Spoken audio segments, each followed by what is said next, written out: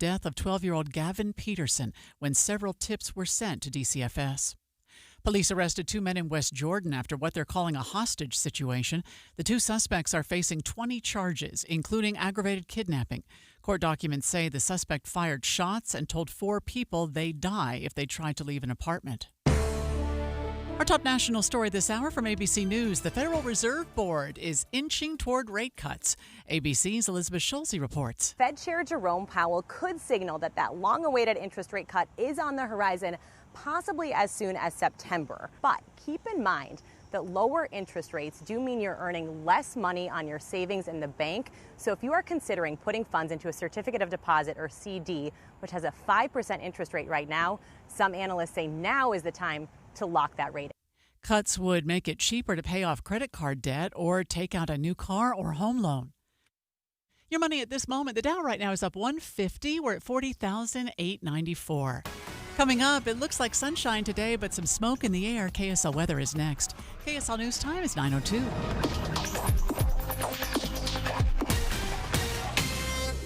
It's a priority for us at this station to bring you all sides of a story and to talk about the news fairly, completely. Get all the facts and be really aware. Utah's Morning News with us, Tim and Amanda. Weekday mornings 5 to 9 on KSL News Radio. You wouldn't know it, but most financial advisors are With the 3 things you need to know this hour. Wealth, and I want to provide you a little insight about financial advisors. Most financial advisors have to sell what their company requires them to sell, and many advisors have to only adhere to what's called a suitability standard. A suitability standard is a limited standard of care, not requiring what's sold to be best just suitable.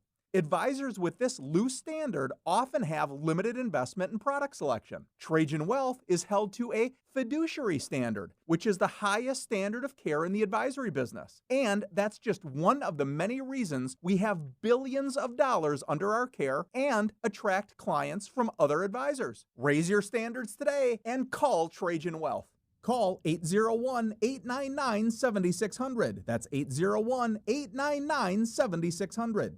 Advisory services offered through Trajan Wealth, LLC, an SEC-registered investment advisor. Hi, Doug Wright here with one more little experiment you can do at home. In a pan of water, all you have to do is stir in limestone, calcium, magnesium particles, and then heat that whole mess up on the stove. And you know what, on second thought, not such a good idea, because limestone, calcium, and magnesium particles heated in water will clump and stick to your pan like concrete, which incidentally is exactly what's going on inside your water heater. Think about it. Limestone, calcium, magnesium, that's what makes hard water hard. And trust me on this, if you live in northern Utah, your home has hard water. So call Connecticut of Utah. I'll give you the number in a moment. They'll test your water's hardness for free, and they'll show you the patented design features that make Connecticut water softeners work better than any other. Connecticut of Utah, an authorized Connecticut dealer. To learn more, call Connecticut. It's 801-576-8600 or log on to softwaterutah.com.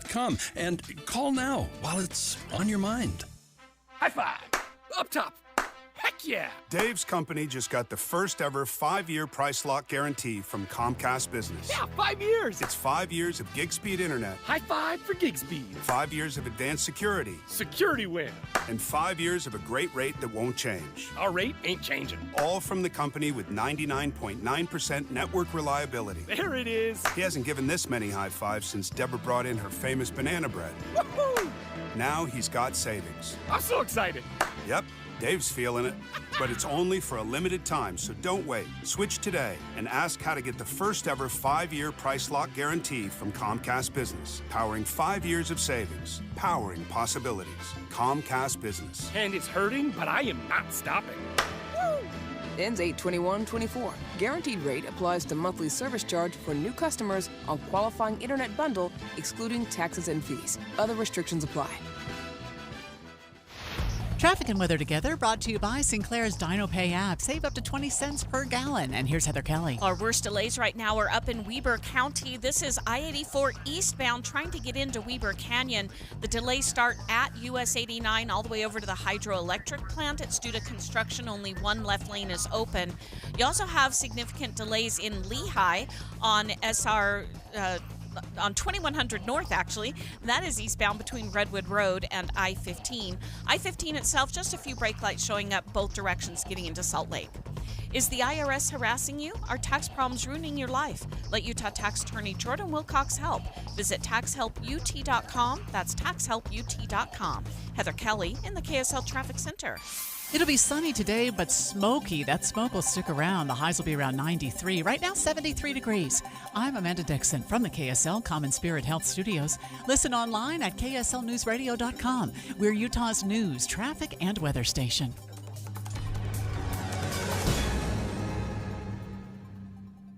Dave and Dujanovic, your morning companions for talk, analysis, and key perspectives on Utah's biggest stories on KSL News Radio. We have got a lot going on in the world, specifically with our eyes poised on the Middle East this morning.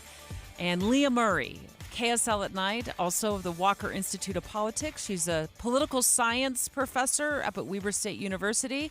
Welcome to the show today. I'm so excited. This is going to be a fabulous morning. Yeah, you're in for Dave Noriega. Dave's got a couple of days off. And let's begin with the world being on edge this morning, Leah. We've got all eyes on the Middle East.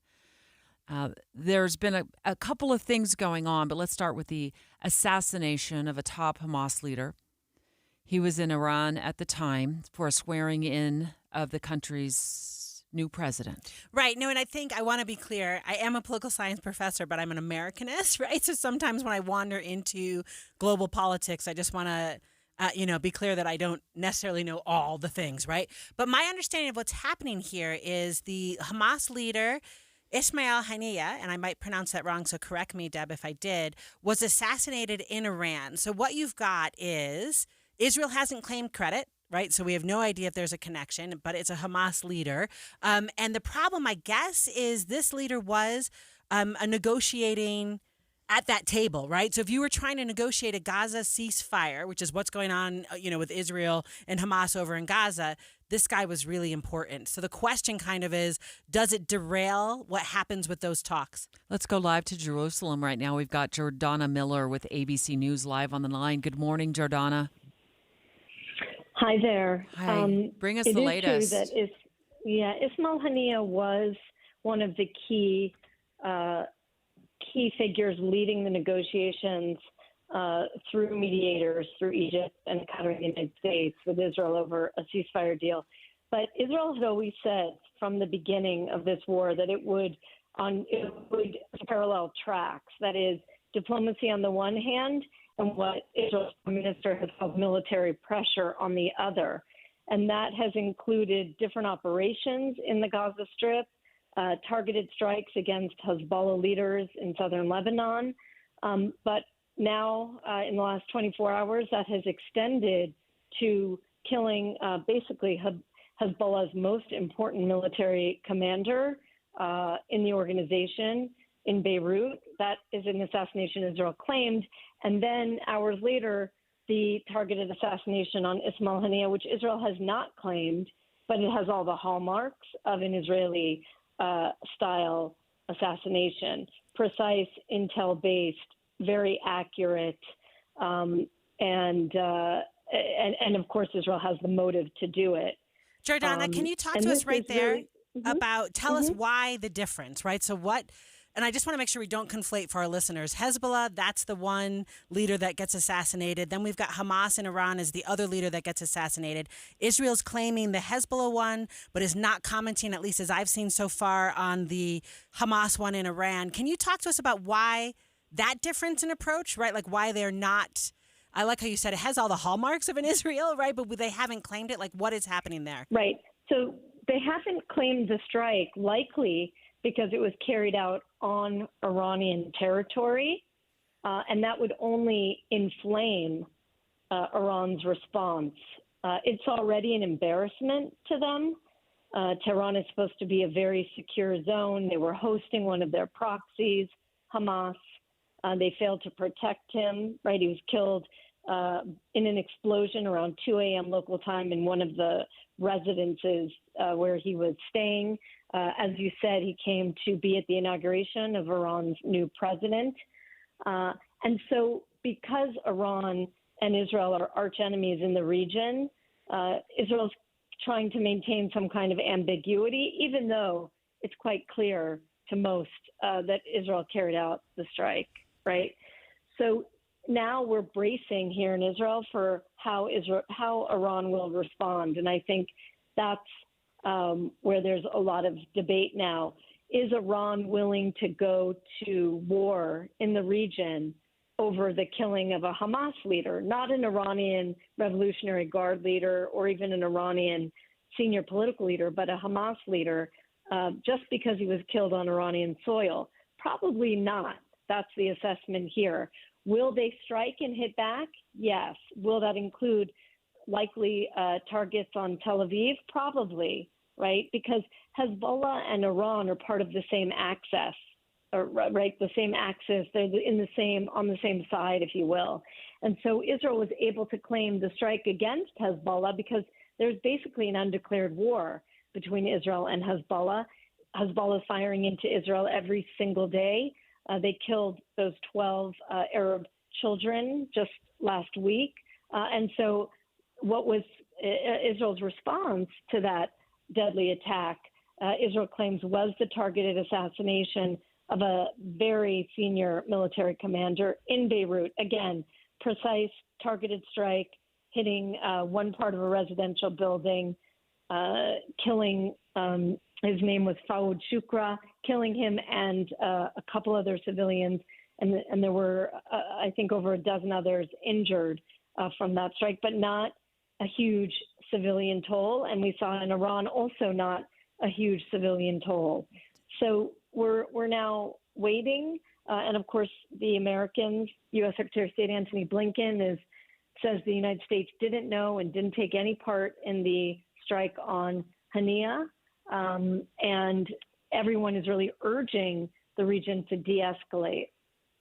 Jordana, before we let you go, and I know your time is limited, but it sounds like your current assessment of the situation is that Iran may retaliate to some level, but not escalate to war with Israel over this. That's right. That's the assessment right now. That's the assessment. It could change in the next 24 hours, 48 hours, but the assessment right now, and we hear Iran kind of signaling that. Right before I got on the radio with you guys, there was another Hamas leader who just put out a statement saying, Hamas and Iran don't want war, but every crime needs punishment. So it appears they're signaling that there's going to be a strike, and Israel's preparing for that. It's on high alert.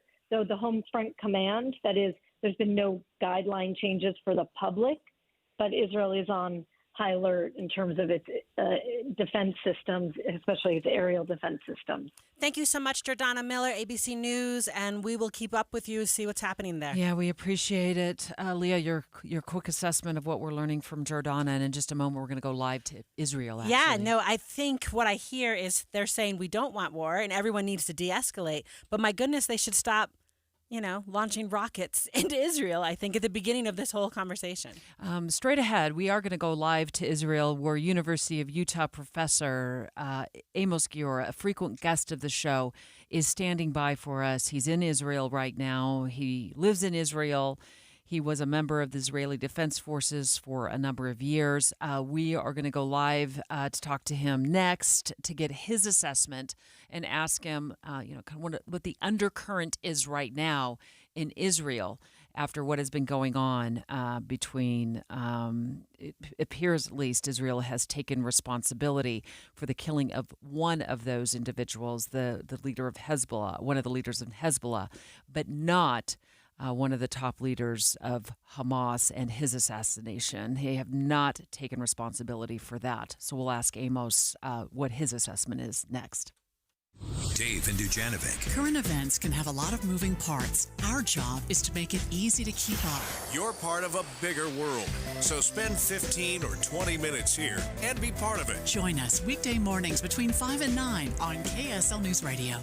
That precious cool air inside your house shouldn't be seeping out through old drafty windows, but if it does, get stylish new windows and frames at factory direct pricing from Advanced Window Products. This is Jeff Kaplan. Advanced Window Products has been building windows here in Salt Lake City for 38 years, but even if you don't need windows, they can give your interior a fresh new look with blinds, shades, and shutters from Graber. They offer custom-crafted window treatments featuring the trendiest designs, premium materials, and quality without compromise. Advanced Windows offers start-to-finish service with shorter lead times so you get your custom blinds, shades, and shutters sooner. Call them for a free in-home consultation with their designers. It's a no-pressure experience, and if you need new windows, $2,500 off on 10 windows or more, or if you need window treatments, it's Advanced Window Products, 801-850-9100. That's 801-850-9100, or go to advancedwindowsusa.com.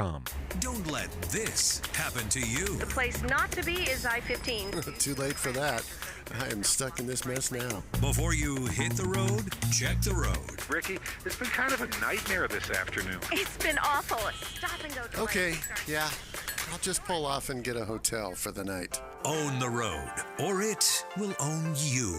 Grasshopper. Traffic and weather together every 10 minutes on the 9s, every morning and afternoon on KSL News Radio.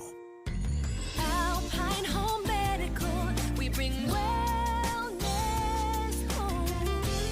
This is Jay Broadbent from Alpine Home Medical. I'm excited to let you know we're currently having a summer sale on power scooters. As we celebrate the spirit of freedom and independence, we want to make sure you have the chance to experience it. We have a wide range of power scooters designed to enhance your mobility, and they're all available at a discounted price. These special offers only come around every couple of years, and once they're gone, they're gone. Come visit us at any of our 11 locations to take advantage of these fantastic deals, or you can browse our selection of discounted scooters on our website. We're committed to providing the 5-star experience. We can't wait to assist you in finding the perfect power scooter. Visit us online at alpinehomemedical.com. That's alpinehomemedical.com.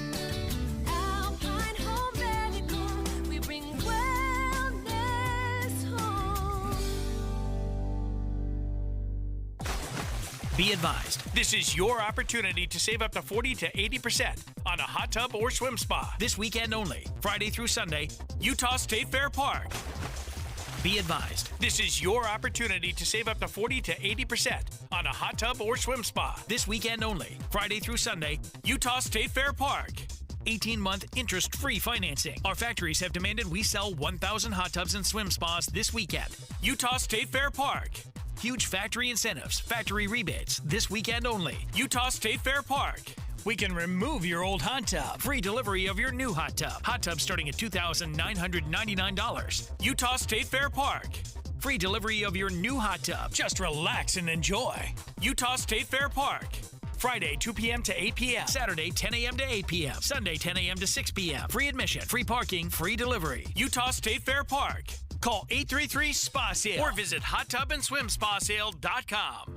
Hey, Utah. When it comes to guiding the growth of our state, you buzzed in with your comments, and we listened to what you had to say. Your feedback on the future of Utah's housing, water, transportation, and open space will continue to help our leaders make important policy decisions, preserving and improving our high quality of life in meaningful ways for years to come. So, thanks for speaking up. Learn more about our state's future at guidingourgrowth.utah.gov. Join Mike Stevens of Capital Wealth Advisors for Retire Right Radio, Saturdays at 5 a.m. and 9 p.m. That's Retire Right Radio with Mike Stevens, Saturdays at 5 a.m. and 9 p.m. Gear up for the hunting season with the Shields Hunting Sale event starting now through August 4th. Now's the time to save up to 40% on your favorite archery gear, camo from First Light, optics from Vortex and Loophole, and so much more. Visit Shields in-store and talk with an expert to get everything you need to tag out this season. Or shop our full selection online at shields.com. Get prepared and save now through August 4th at Shields or shields.com. With the 3 things you need to know this hour, I'm Amanda Dixon. First, some mosquitoes in Draper and Riverton tested positive for West Nile virus. Second, Colby Jenkins is asking the Utah Supreme Court to challenge the results of his primary election race against Congresswoman Celeste Malloy. Jenkins lost to Representative Malloy by just 214 votes. Third, Team USA is leading the overall medal count with 27 medals. So far, we have 4 golds, 12 silver, and 11 bronze. Right now, 73 degrees in Salt Lake. Back to David Dujanovic on KSL News Radio. Dave and Dujanovic. Look, we are very, very closely tracking what has been developing over the last 24 hours in the Middle East. We just hung up the phone. Leah Murray is sitting in today for Dave Noriega, and we were talking to ABC's Jordana Miller in Jerusalem moments ago about the assassination of one of Hamas's top leaders who was in Iran at the time for the swearing in of that country's president. And then, of course, the concern, Leah, becomes how will this escalate? And Jordana was talking to us about that. Yeah, no, right? So she said there was no, how did she say it? No warnings in Israel right now. But we've got Amos Guerra with us. He is in Israel. He served in the Israeli Defense Forces. Now is a professor of law at the University of Utah. Amos, welcome to the show. Thank you so much for having me. So first of all, it is what Jordana was saying accurate. You all have not gotten any messaging that makes you, I don't know, more nervous than you might normally be in the situation you find yourself in? No, not in the least. It seems to me that from what we were discussing with Jordana, that the assassination of the Hamas leader in Iran, Israel has not claimed responsibility for that. However, I'm going to play this sound from Jordana, Amos, and I'm going to get your reaction to it because apparently there's some discussion with Hamas saying that Hamas and Iran, they don't want war, but that every action needs a consequence. Before I got on the radio with you guys, there was another Hamas leader who just put out a statement saying, Hamas and Iran don't want war, but every crime needs punishment. So it appears they're signaling that there's going to be a strike, and Israel's preparing for that. It's on high alert. So the Home Front Command, that is, there's been no guideline changes for the public, but Israel is on high alert. So Amos, can you talk to us about that? High alert, what do you expect to happen? Will Israel respond? Will Iran respond? Well, yeah, go. No. Do I think Iran will respond directly the way they attacked Israel with the 200 or so drones back in April? I would be surprised because it was shown to be how, frankly, from an operational perspective, how inefficient, ineffective the Iranian attack was on Israel. Is it possible that Hamas will try to carry out some kind of rocket firing into Israel? Could be. Wouldn't surprise me in the least. In the same vein, that would it surprise me if Hezbollah, in response to Israel's killing of the number 2 Hezbollah leader, now 24 hours ago in Lebanon, will Hezbollah try to fire missiles and or rockets or whatever into northern Israel? Would that surprise me? No. But I don't think that the Iranians are interested in anything beyond Hamas firing into Israel and Hezbollah firing into Israel. It would, never say never, but it would genuinely surprise me because I think for 2 or 3 reasons. One, I think the Iranians were clearly surprised by the hit. I mean, the hit was in Tehran itself. That's pretty extraordinary from an operational perspective. Was Hezbollah surprised by Israel's killing of the number 2 Hezbollah leader? I would assume not, particularly in response to Hezbollah's rocket firing. Was it 3 days ago when the 12 children the 12 Druze children were killed in northern Israel? Were they surprised? No. So I don't think there's anything here out of the ordinary, but I think there's a much larger question which is far more important to ask, and that is whether or not by ordering the hit on Hania and Tehran, whether or not Netanyahu, I don't want to say the last nail into the coffin, but almost the last nail into the coffin and into the hostage release deal. That's a far more important question than, from my perspective, whether Hamas yes or Hezbollah yes. The real issue is why now, and particularly because Hania was seemingly, first of all, we know he was very involved in the hostage negotiations with the Israelis and the Americans, and seemed to be the Hamas leader, most willing to have a successful resolution of the hostage crisis. There's no doubt Prime Minister Netanyahu is 100% opposed to the hostage release, and that's why the hostage families are saying today, why now? Why now, as we are on the eve of some kind of maybe successful resolution of this unimaginable, horrific situation with the 115 hostages still held by Hamas. Why now? That, I think, is a far more interesting question than whether or not Hamas will fire missiles into Israel. And that's an excellent point. I want to get into that just a bit more, but I want to bring our listeners up to speed because I think this can kind of get confusing because we've just had a lot going on in the last 24, 30 hours in the Middle East. We've had two separate assassinations or killings, one of a Hezbollah leader. You said it was the number 2 guy. Number two. And then the other, which Israel has taken responsibility for that killing, but has not claimed responsibility for the killing of the Hamas leader who was involved in the negotiations and perhaps some sort of a peace agreement or release of hostages that Hamas captured during that October 7th invasion in Israel. So hopefully that's kind of makes it clearer to people. And there's a lot going on. It's a long way away, but I think the big concern too, Amos, is as you look to those hostages, and will this kind of dash any hopes of getting those hostages free? Also, will this escalate into some sort of war in the Middle East? What are your thoughts on that? I think with respect to the hostage negotiations, I think this is, again, never say the final nail, but almost final. And with respect to a broader war, no, I don't see that at all. I think the Iranians are interested in that whatsoever. I just saw now that Secretary of State Blinken has reached out to the Jordanians to ask them to play a role also in calming the waters. But I think it was also clear that after the 12 children were killed by a Hamas missile, that Israel made it clear that they would respond, and the response came in response to that. I don't like the word tit for tat, but it's the way this works here.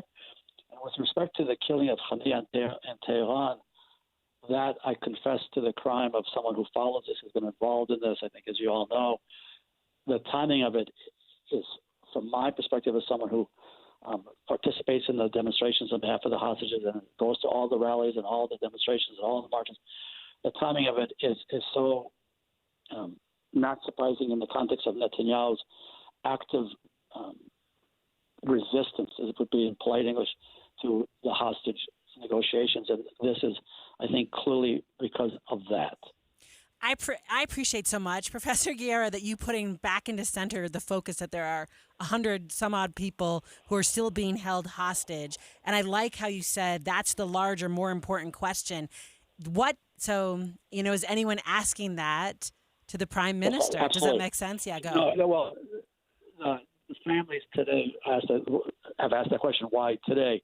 I think many Israelis would have said, let's say, October 8th, October 10th, killing Khania then in the immediate aftermath would make sense in the same way that Netanyahu, 6 different occasions before October 7th, was presented with operational plans to kill the leader of Hamas, Sinwar. And each of those 6 occasions, Netanyahu said no.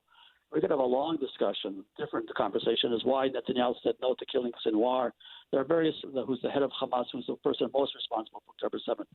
Killing Khania today in Tehran, sure, sends a missile to the Iranian, sends a message to the Iranians about that we, Israel, can penetrate into Tehran. Sure, that's fine operationally. But again, I emphasize, with all due respect to operational capability, I get it. I understand that. But that's not the issue. The issue is the hostages and the ceasefire with the hostages, the issue, at least for people of my political ilk. Not for everybody's. Not everybody agrees with that. And for me, when I woke up this morning and I saw, Israel time when I woke up, when I saw that Khania had been killed, literally the first words out of my mouth were, "He's killing the hostage deal." Even Netanyahu. Yeah, served in the Israeli Defense Forces on the ground in Israel. Thank you so much for joining us this morning. Yeah, we appreciate it. Thank you for having me. Sure, as always, keep in touch. We will keep in touch with you as well. And the focus for him is, it sounds like the hostage negotiation deal or any sort of deal is is it done? Is That's now right. It's over. Right. It's a nail in the coffin. But I very much appreciate, because I think we were thinking geopolitically, does it start a war in the Middle East? And he's still thinking about, appropriately, these people who still have not come home. Straight ahead, let's talk about the latest polling. I'm looking forward to talking with you about this. Leah Murray, of course, of the Walker Institute of Politics. She's also a professor of political science at Weber State University. Let's talk about poll numbers for Kamala Harris. And then this question, will she debate Trump? Because as the saying goes, if you got something to say...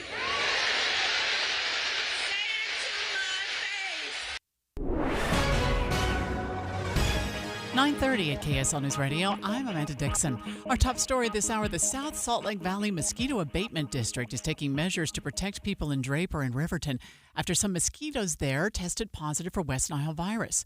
Director Daniel McBride from the Mosquito Abatement District says once it's detected, his team works quickly. They will kind of scour the area looking for different places where mosquitoes breed. We're talking about stagnant ponds, wetland areas, even catch basins on the side of the road. McBride says they also fogged the river basin and Vista Station business complex areas near where the infected mosquitoes were found.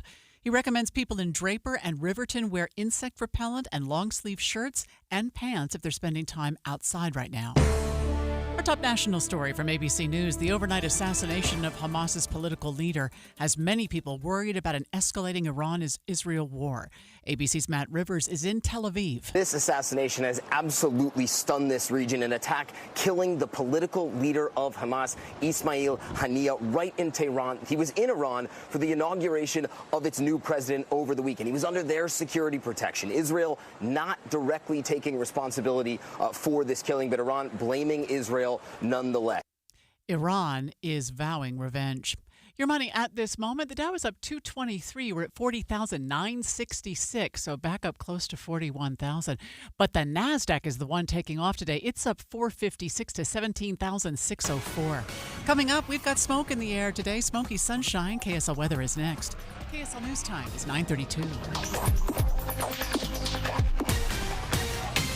Here's a way to get breaking news updates anywhere you go. At the store or in a work meeting, you can get breaking news on your phone. You can quickly read it, swipe, or click for more. It's super discreet, super fast. That's the app for KSL News Radio.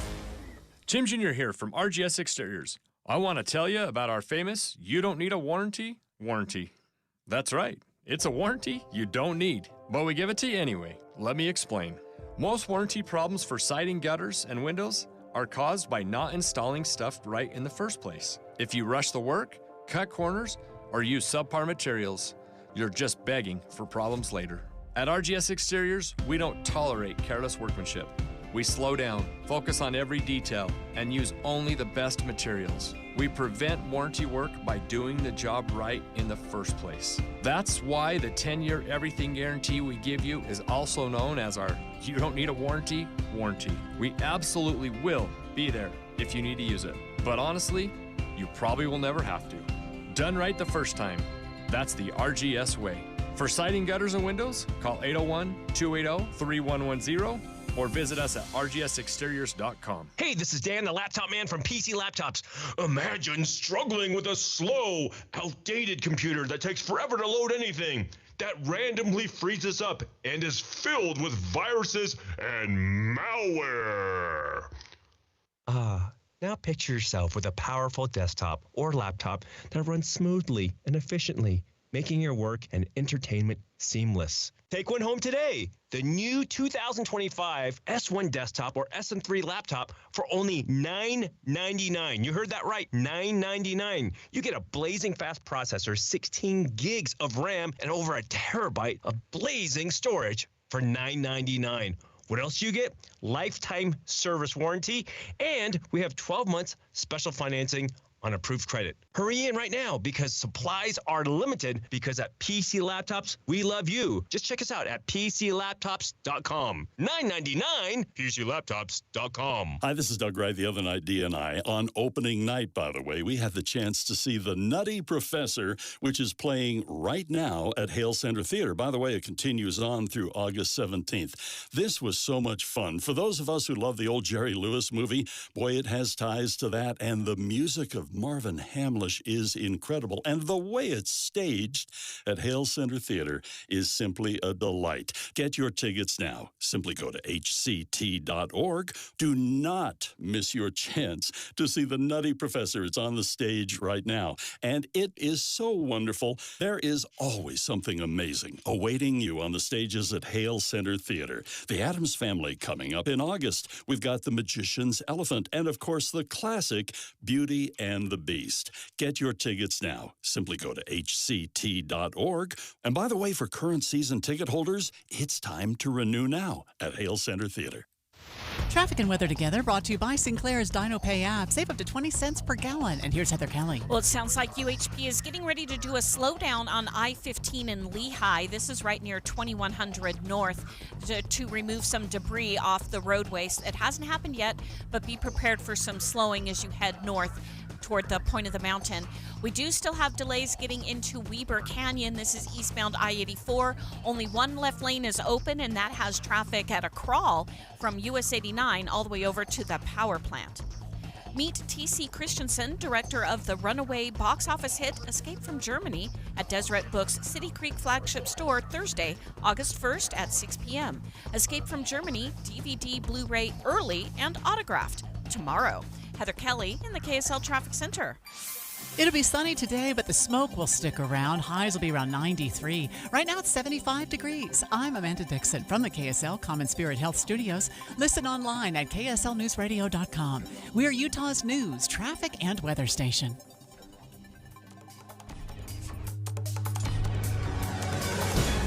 Dave and Dujanovic, your morning companions for talk, analysis, and key perspectives on Utah's biggest stories. On KSL News Radio, America's top political story. Special coverage with Dave and Dujanovic.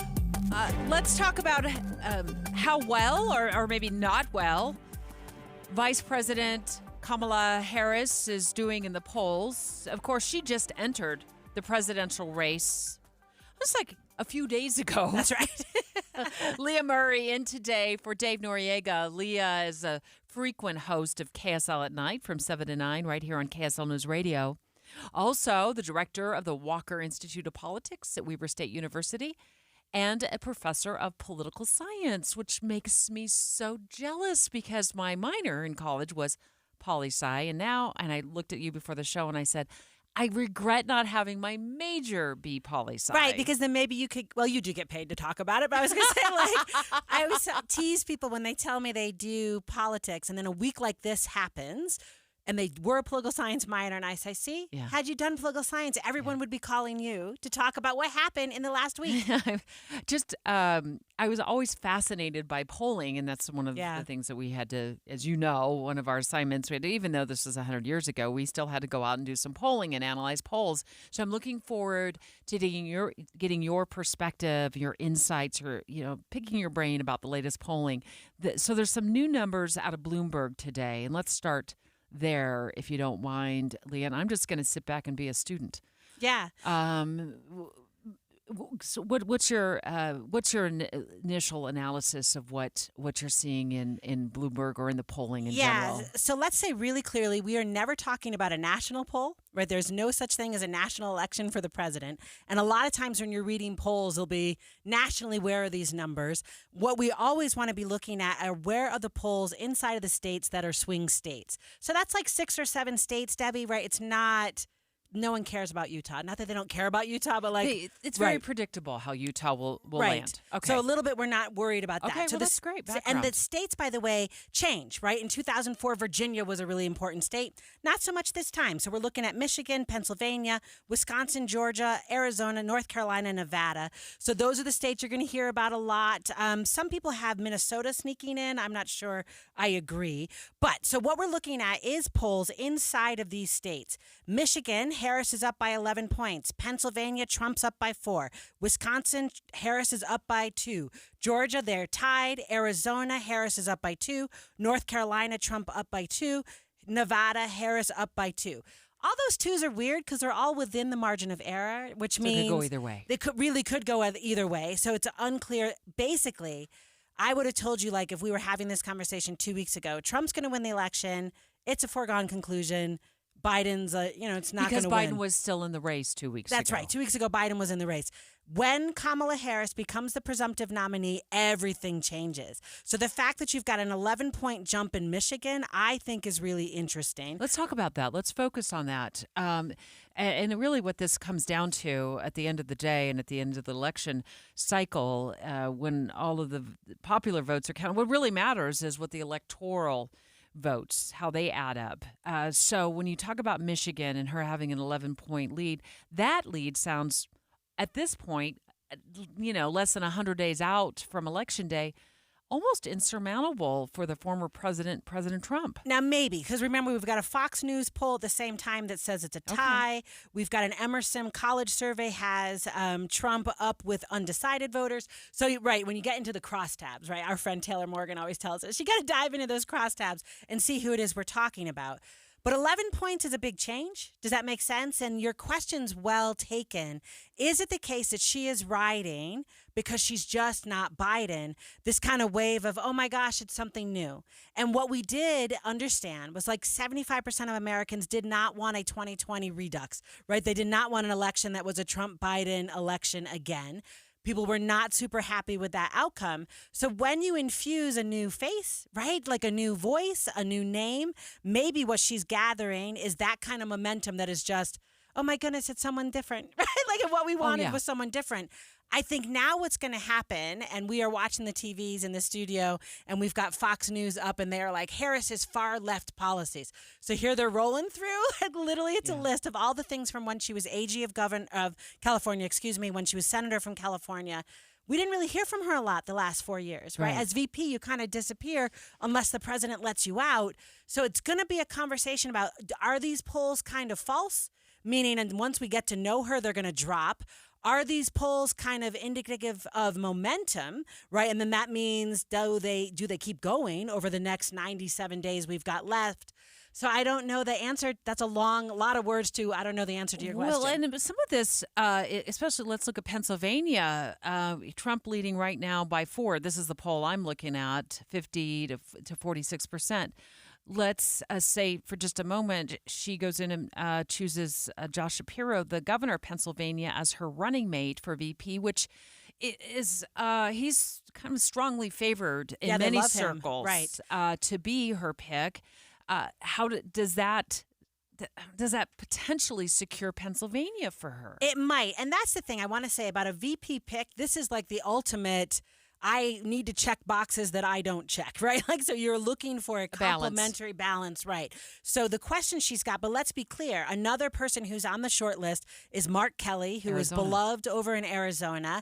And so that could also be a good choice, right? So I think it kind of depends when they are digging into these polls and looking at these crosstabs, looking down into what do we do to get young voters? What do we do to get independent voters? How does it help with, suburban women, right? There are some groups, subpopulations, right, where it's going to matter. She's never going to appeal.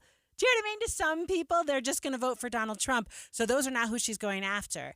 But yeah, I got to think Shapiro helps her. I would have thought Cooper, who is the governor of North Carolina, would help her. He was on that short list too. He bowed out. Right? Yeah, and he bowed out just, I think, yesterday, right? Mm-hmm. So the question is, so let's just bring in some other data. My favorite person to watch on this is Nate Silver.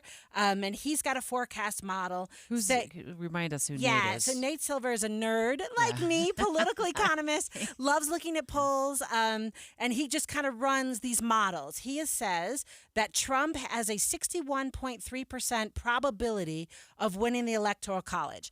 Now, I will just say to you, like I said off the air, Hillary Clinton, he gave a 65% chance of winning back in 2016. So you want to take this whole thing with a salt lick. Yeah, with a salt lick is what I said earlier. It all kind of depends. And these are moment in time, right? It's where the polls are now. And what we talked about, we've got like almost 100 days left to go. So we really got to see how this works. And we could be experiencing experiencing a sort of a honeymoon period with Harris right now, where she has been let out of the White House. She's hitting the campaign trail. She's, all over social media now, whereas for a couple of years, we didn't see much of her. Yeah, no, and I remember having conversations on KSL at night, people saying, where is she? Where is she? And the answer is, I think if you're President Biden and you are managing what's happening, he decides.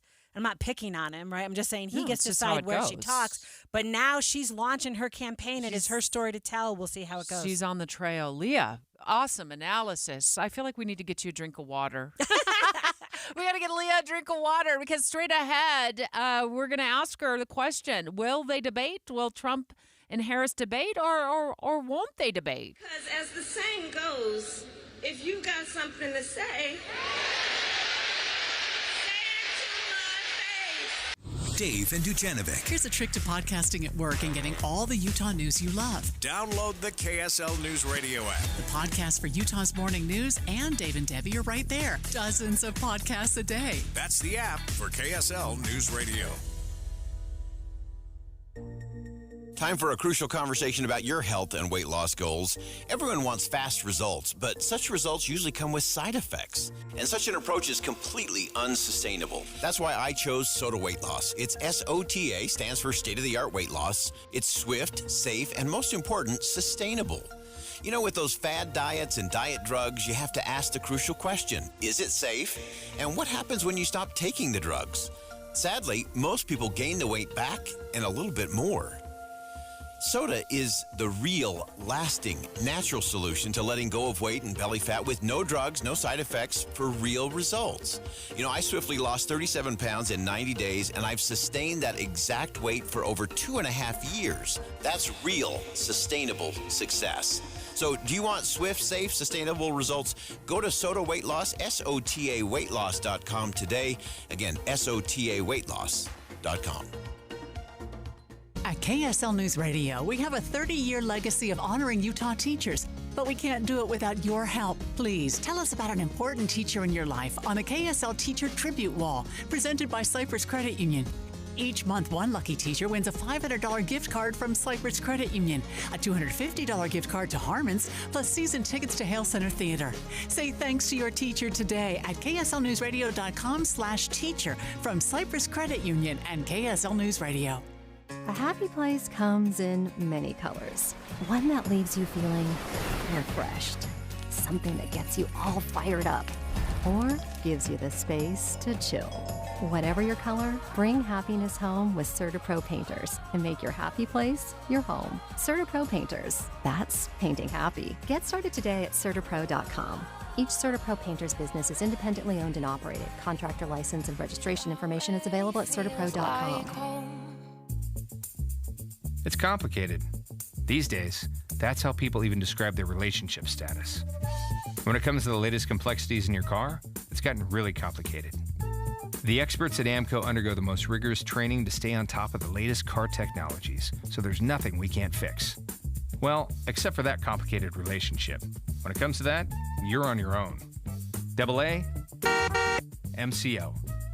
Check engine light on? We'll check it for free. This is it. Shop the Lowe's Closeout event to get up to 70% off select major appliances for your home. Plus, get up to 60% off select patio furniture and accessories for your outdoor spaces. So hurry into your local store today because these deals are too good to last. Shop them now before they're gone because Lowe's knows savings. Lowe's knows home improvement. Valid through 8/7 while supplies last. Selection varies by location. As a roofer, I'm always on the go. So I need to be able to get things done from anywhere. That's why I partnered with Beacon. With their unique Beacon Pro Plus app, I've got the brands I depend on, like GAF, right at my fingertips 24/7. I rely on Beacon because I never stop building, and neither do they. Now through September 15th, purchase GAF through Beacon Pro Plus and earn up to $1,500. Go to BECN.com or download the Beacon Pro Plus app today. Beacon. Always building. The Good Feet Store. The life you love starts here. Hi, I'm Congressman John Curtis. It can be stressful waiting for an answer from a government agency. If you live in Utah's 3rd Congressional District and you need help with a passport, the VA, IRS, Social Security, or any other federal agency, come to my open house on August 5th from 6 to 7:30 p.m. at American First Credit Union in Vineyard. I'll give you a brief update on Congress, and my staff will be available to help you.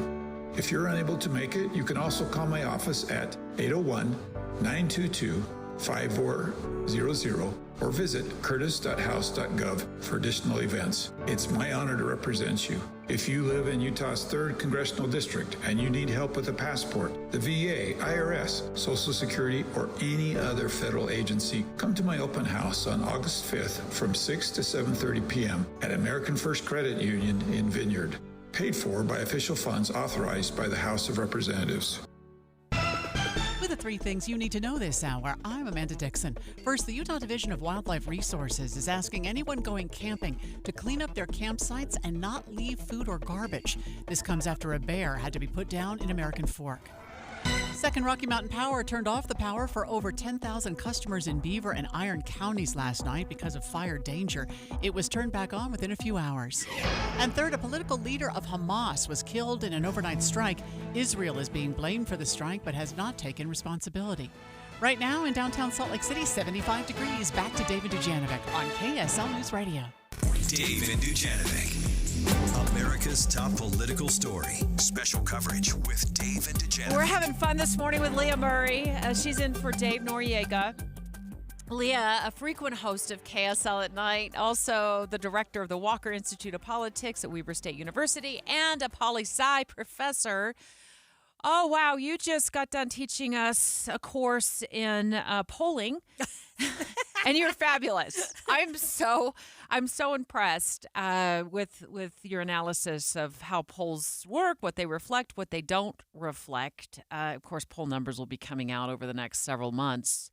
3 months, really. What's what we have as we walk up to the election day in November 5th. I want to talk to you right now about debating. Should these two debate? I'm talking about Kamala Harris, who is currently the presumptive nominee on the Democratic side for president, and former President Trump. Here's what she said last night at a rally in Atlanta. Here's the funny thing about that. So he won't debate, but he and his running mate sure seem to have a lot to say about me. Well, Donald,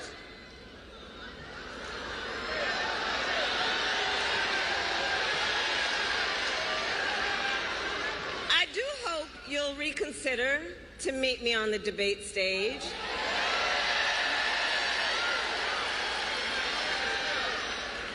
Because as the saying goes, if you've got something to say,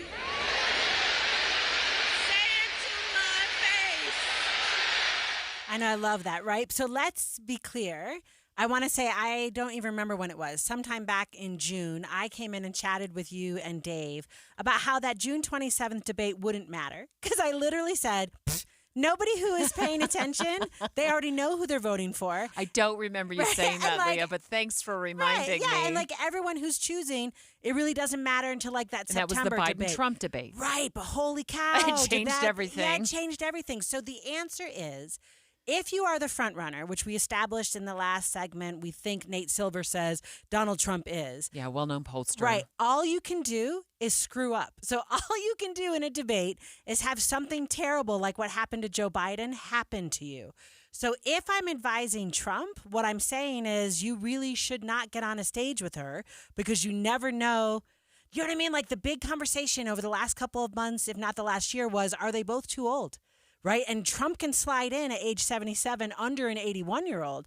But the deal is she's now young. 59. Right? She is the young person on the stage. So if the conversation is about, are you too old, which the June 27th debate absolutely proved about Joe Biden, my goodness, if I were Donald Trump, I don't want to get on the stage.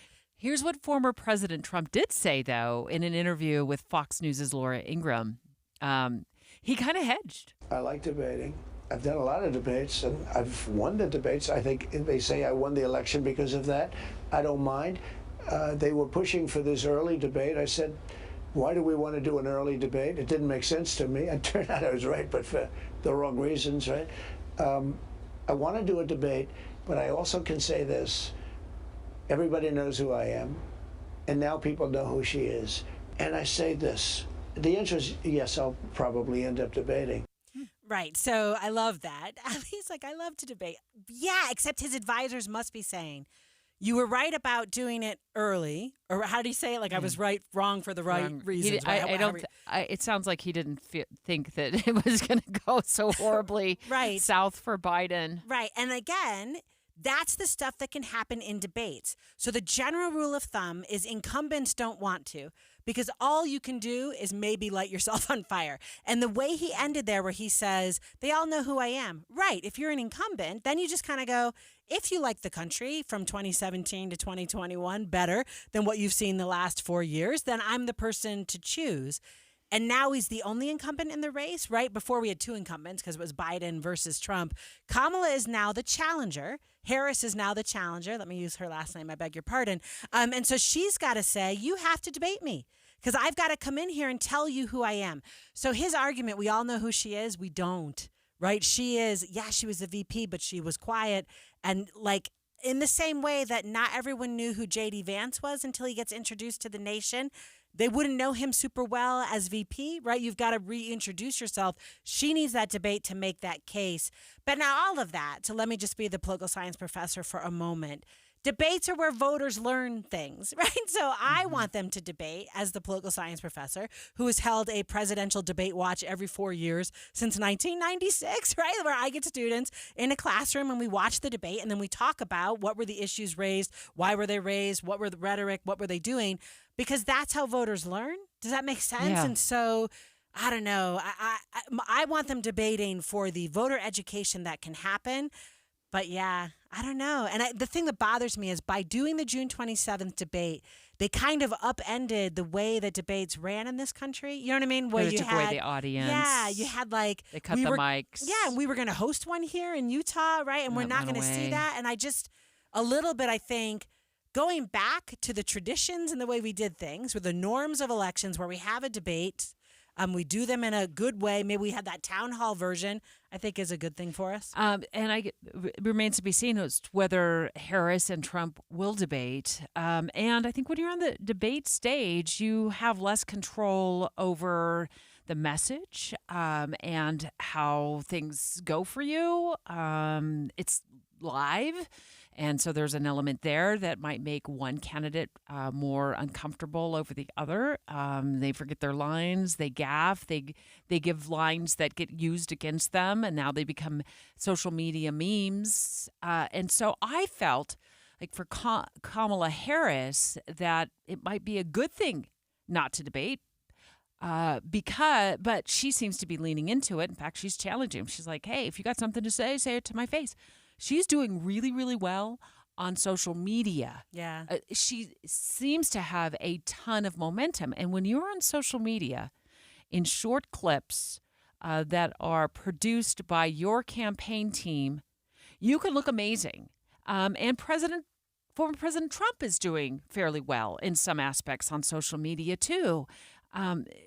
Will that be enough momentum, though, for Harris to just stay on social media and, get the news coverage that she can get? Of course, you can, click on her website or whatever. But to me, social media is just going to be a key component in this election. But you're the poli-sci professor. Does it matter more now than it has in the past? Oh, yeah. I mean, obviously, I think social media matters more now than it has in the past. And I also think when you have candidates who are really good at it. Does that make sense? So then maybe it doesn't, right? So the answer is when Twitter was the thing. The reason why Trump does so well is because he was the master at, a 240 character messaging in Twitter that nobody answered that well. Like Hillary Clinton's social media basically was a copy and paste on Insta, right?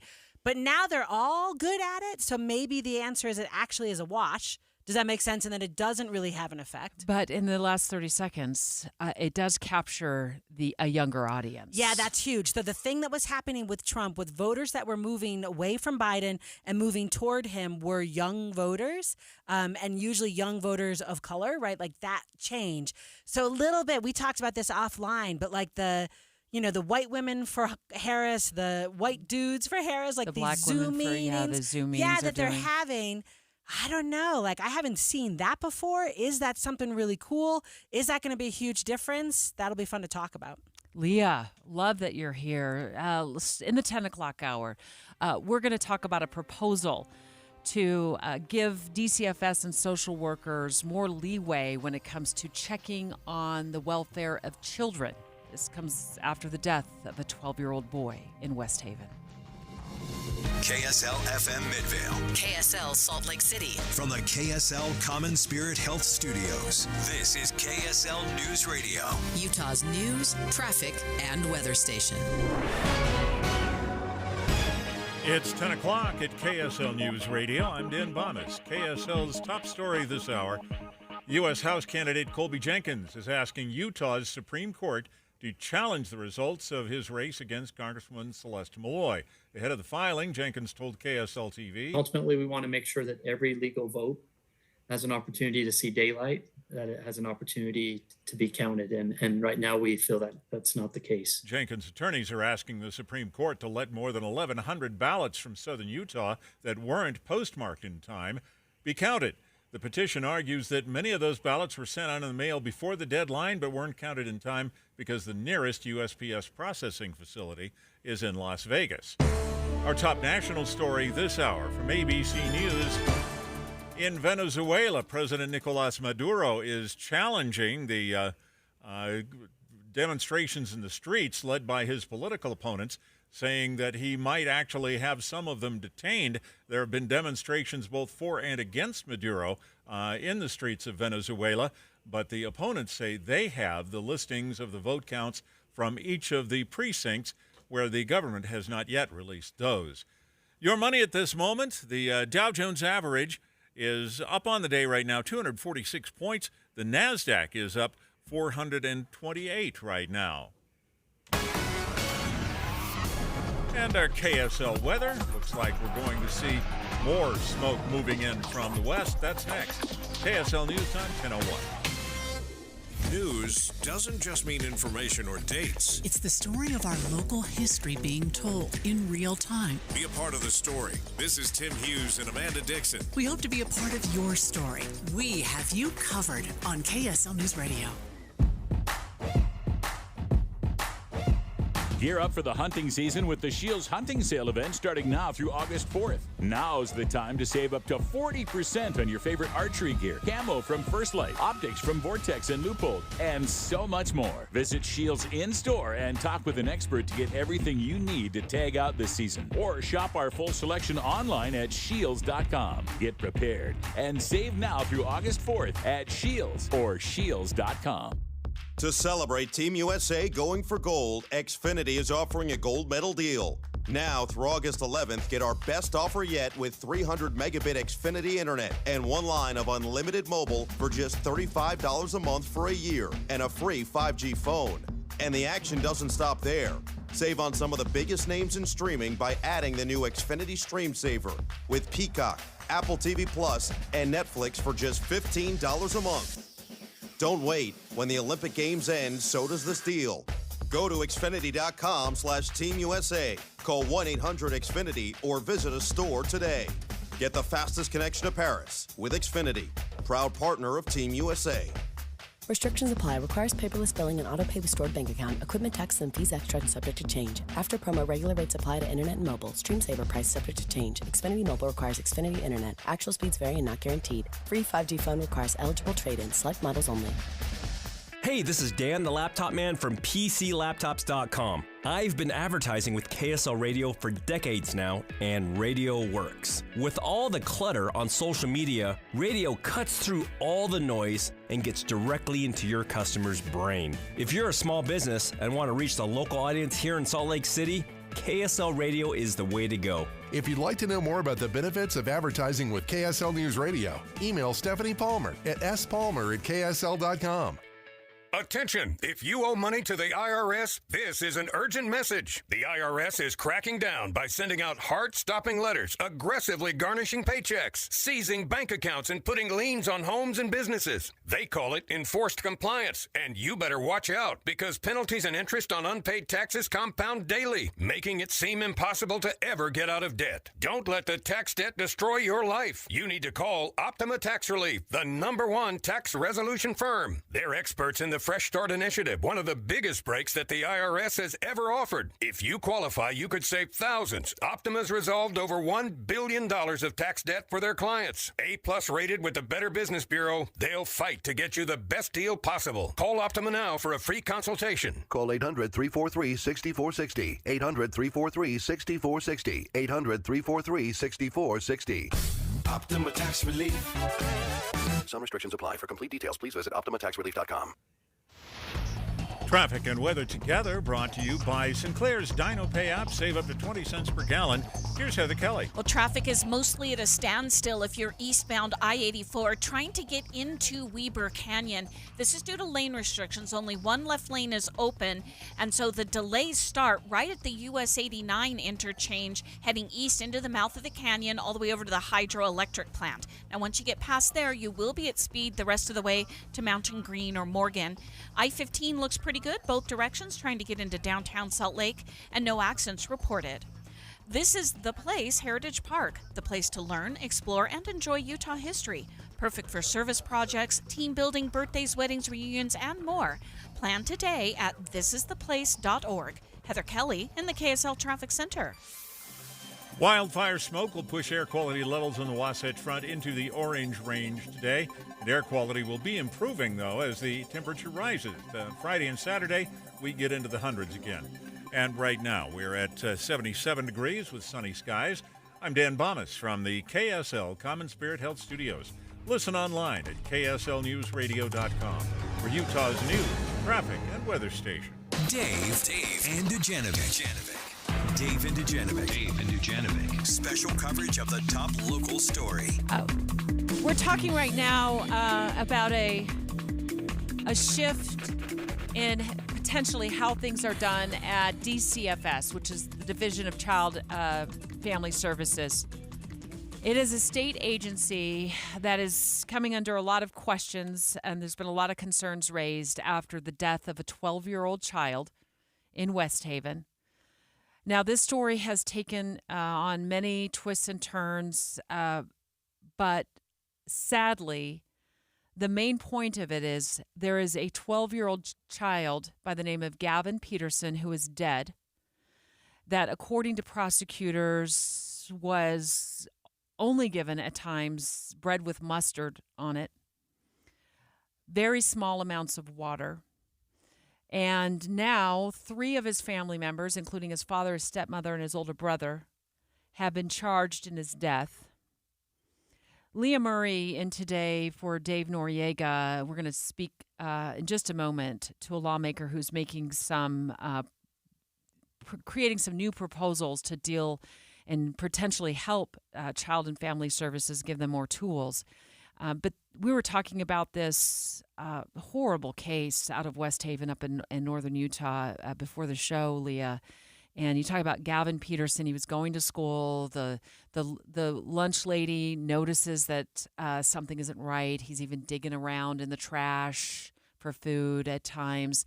And both of our hearts were just weeping for this little boy. Yeah, no, right? I can't even imagine. I can't imagine being those staffers, right? My husband's a teacher, right? They know when kids are, how do I say, in danger or in trouble or there's something going on. Something going on at home. Right. And what do we know? The lunch lady sees that he's trying to find food. They try to get him free food. They call. They're reporting that there's something happening because those staff know. So my heart bleeds for this child. My heart bleeds for those staffers because nothing happened when they reported it. And you feel like when you're doing your job, Right? Something should happen. Yeah. In fact, KSL5 Television's Garna Mejia spoke with a cafeteria employee, Jan Davis, who said she filed complaints with DCFS. She knew that little Gavin needed help. You know, if the little kid is hungry, I'm going to buy his lunch ticket. I just believe he was so hungry that he was stealing other people's food.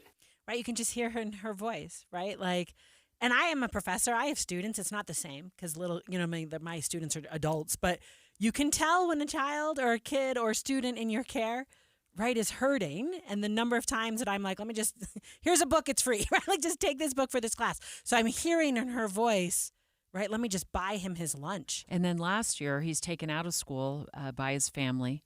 So he's no longer in attendance at the school. And we do know, according to school employees, that they had reported concerns about Gavin to the state. What we don't know is what became of those concerns.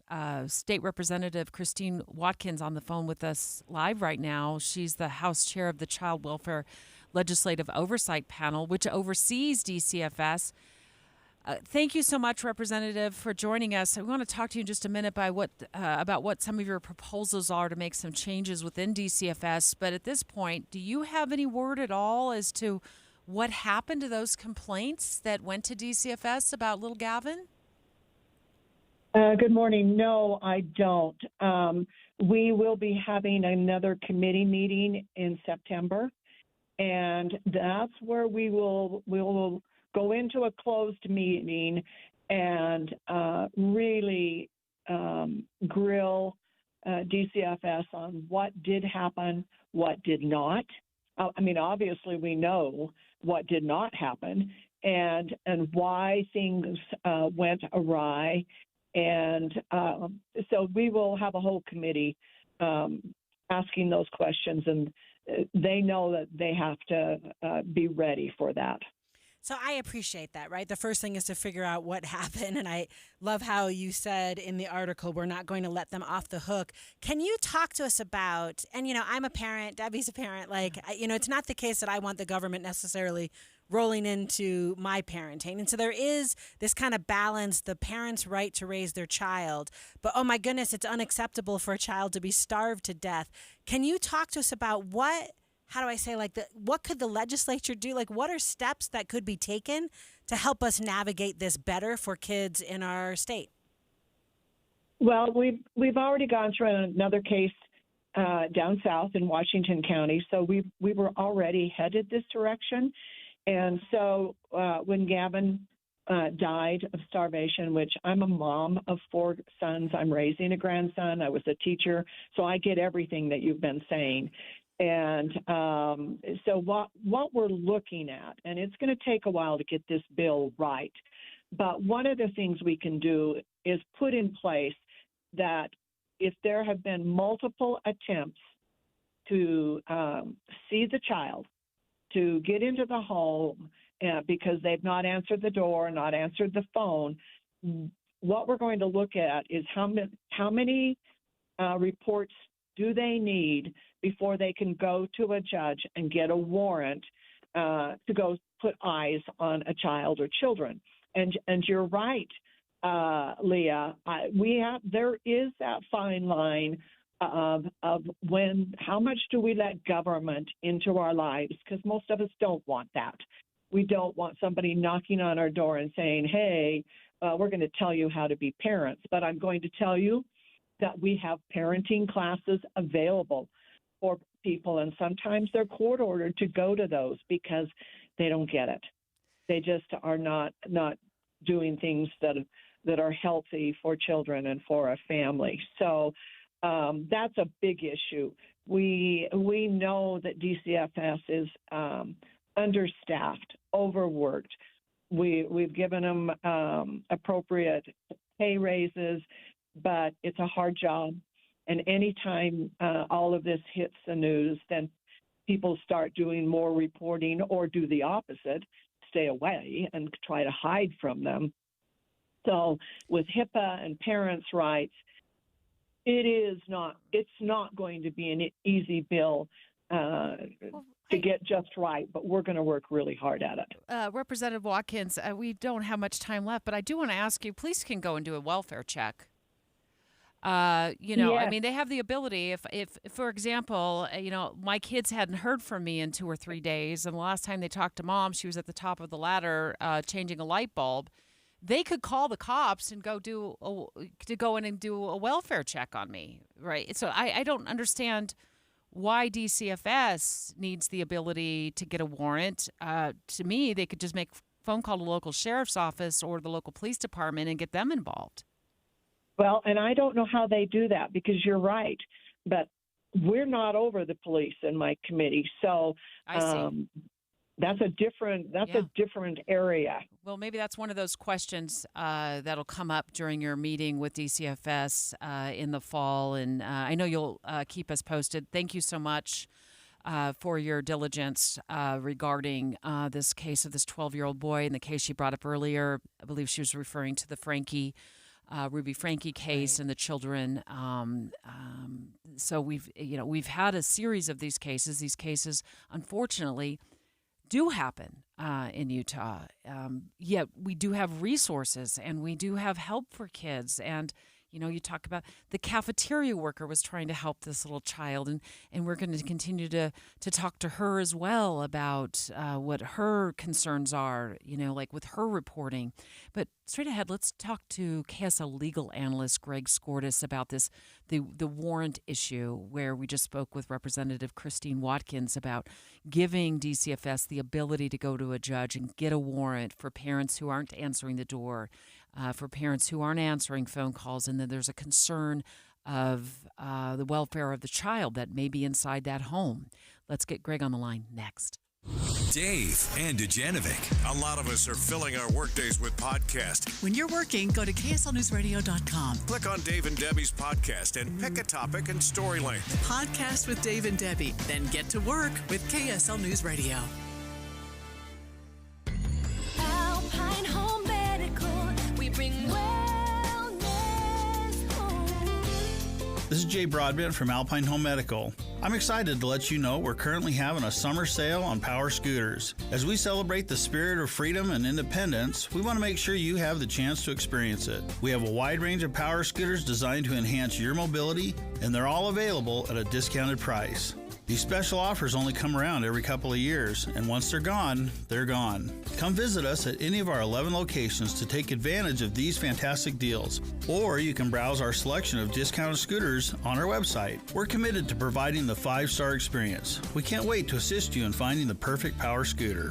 Visit us online at alpinehomemedical.com. That's alpinehomemedical.com.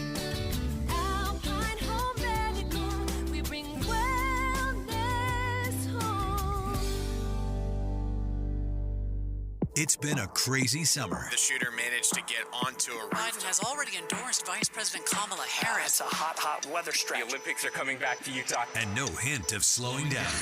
Tim and Amanda get you caught up on what happened overnight from 5 to 9.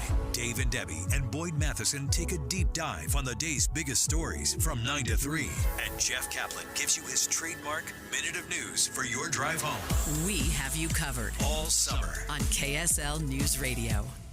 If you're looking for a new couch, you could cut down on expenses by bundling your car and renter's insurance with Progressive. Because you know you've had this couch for too long. Sure, you've had good times together, but a ripped-up cushion is not a fond memory. It's a sign. Notice how other people have couches with 2 armrests? Now that's living, right?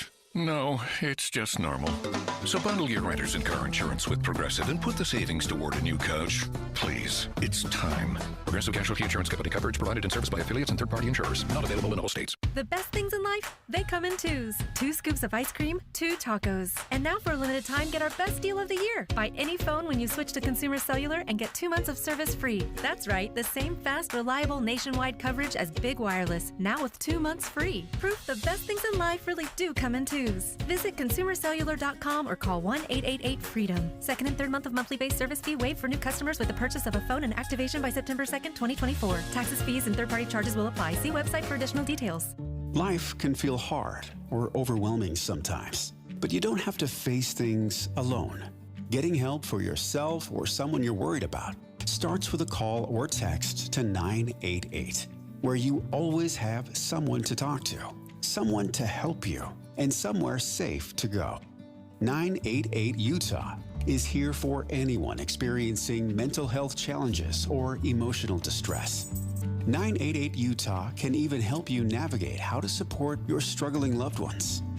Whether you're struggling with anxiety, depression, or suicidal thoughts, trained professionals are ready to listen and provide free, confidential support 24/7.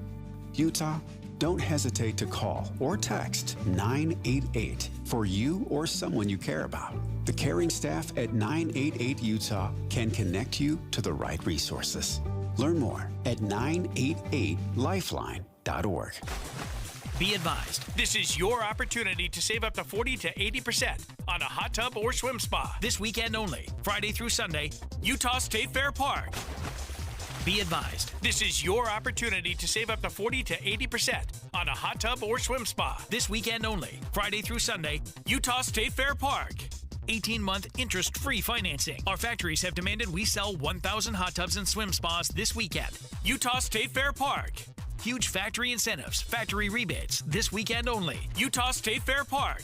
We can remove your old hot tub. Free delivery of your new hot tub. Hot tub starting at $2,999. Utah State Fair Park. Free delivery of your new hot tub. Just relax and enjoy. Utah State Fair Park. Friday, 2 p.m. to 8 p.m. Saturday, 10 a.m. to 8 p.m. Sunday, 10 a.m. to 6 p.m. Free admission, free parking, free delivery. Utah State Fair Park. Call 833-SPA-SALE or visit hottubandSwimSpaSale.com. With the three things you need to know this hour, I'm Dan Bonas. First, Colby Jenkins is asking the Utah Supreme Court to let county clerks count ballots with late postmarks in the Republican 2nd District primary. Second, the president of Venezuela is threatening to detain opposition leaders challenging his claim to victory in their election. And third, Iran is promising retaliation for an attack on a Hamas leader in Tehran. 77 degrees and sunny in Salt Lake City. Back to Dave and Dujanovic on KSL News Radio. Dave and Dujanovic. 12-year-old Gavin Peterson, just from all accounts and reading the case that's been filed against his parents, his stepmom and his dad, actually, specifically his stepmom and his dad, and his older brother, lived in a horrible, horrible situation. Leah Murray in today for Dave Noriega.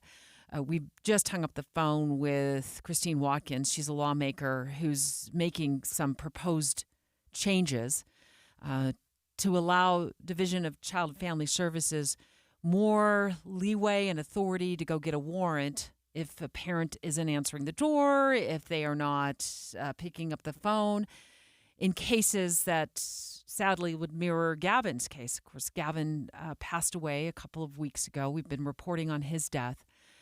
And it just, he was pulled out of school last fall and died.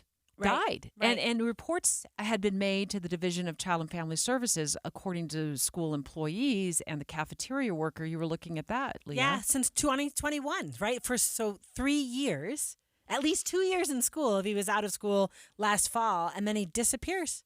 I mean, I can't. He goes to home back. Yeah. He's taken home to homeschool. That's right. It is unacceptable that children in our care, that happens, right? Our community, that should not happen. We don't know specifically what happened to those complaints, but KSL 5 Television has been talking to the lunch lady who said she filed complaints. She was buying his lunches. She saw him digging around in the trash can when he was at school for food.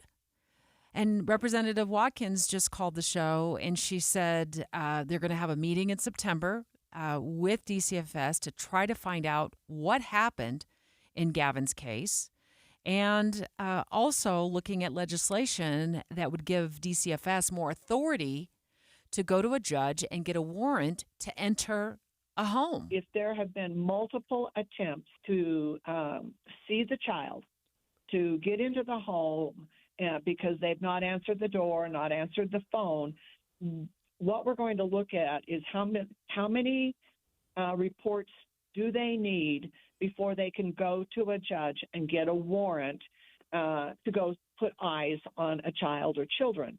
Yeah, so right there, we're talking about a warrant. So I think it makes sense to bring in our KSL legal analyst, Greg Skordas. Greg, welcome to the show. Hey, it's nice to be with both of you today. Greg, talk to us about, so a little bit, Debbie and I were talking on the air in the last segment, off the air too. It feels like, isn't there already enough, how do I say, authority or power? Like, isn't there someone in law enforcement who could have done something about this without giving DCFS the authority to issue a warrant? Can you talk to us about the legal ramifications of that?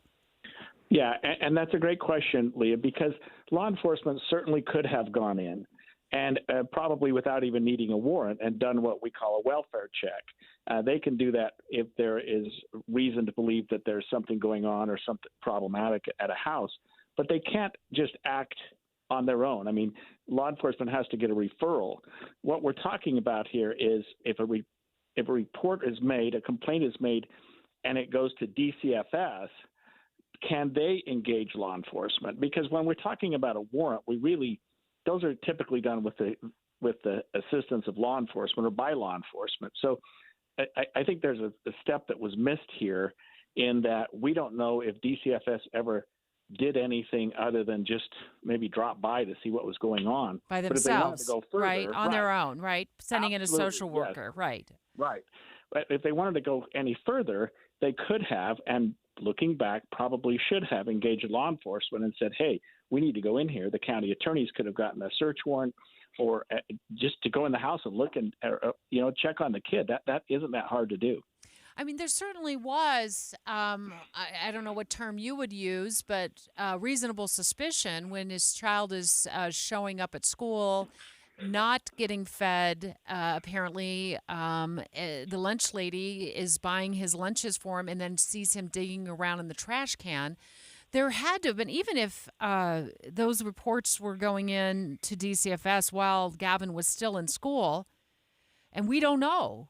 But then at that point, law enforcement could have even, to me, if they would have received a report from DCFS, worked in concert with DCFS to check on him when he was at school and ask him some questions. Right. Would they need parental permission for that? Probably not. We do give, Debbie, a tremendous amount of deference to parents and their decision-making in this state. They're presumed to be acting in the best interest of their child, and they're presumed to be the best person to make decisions for their child. Now, obviously, in this case, the parents were not making good decisions, and the state could have and perhaps should have jumped in.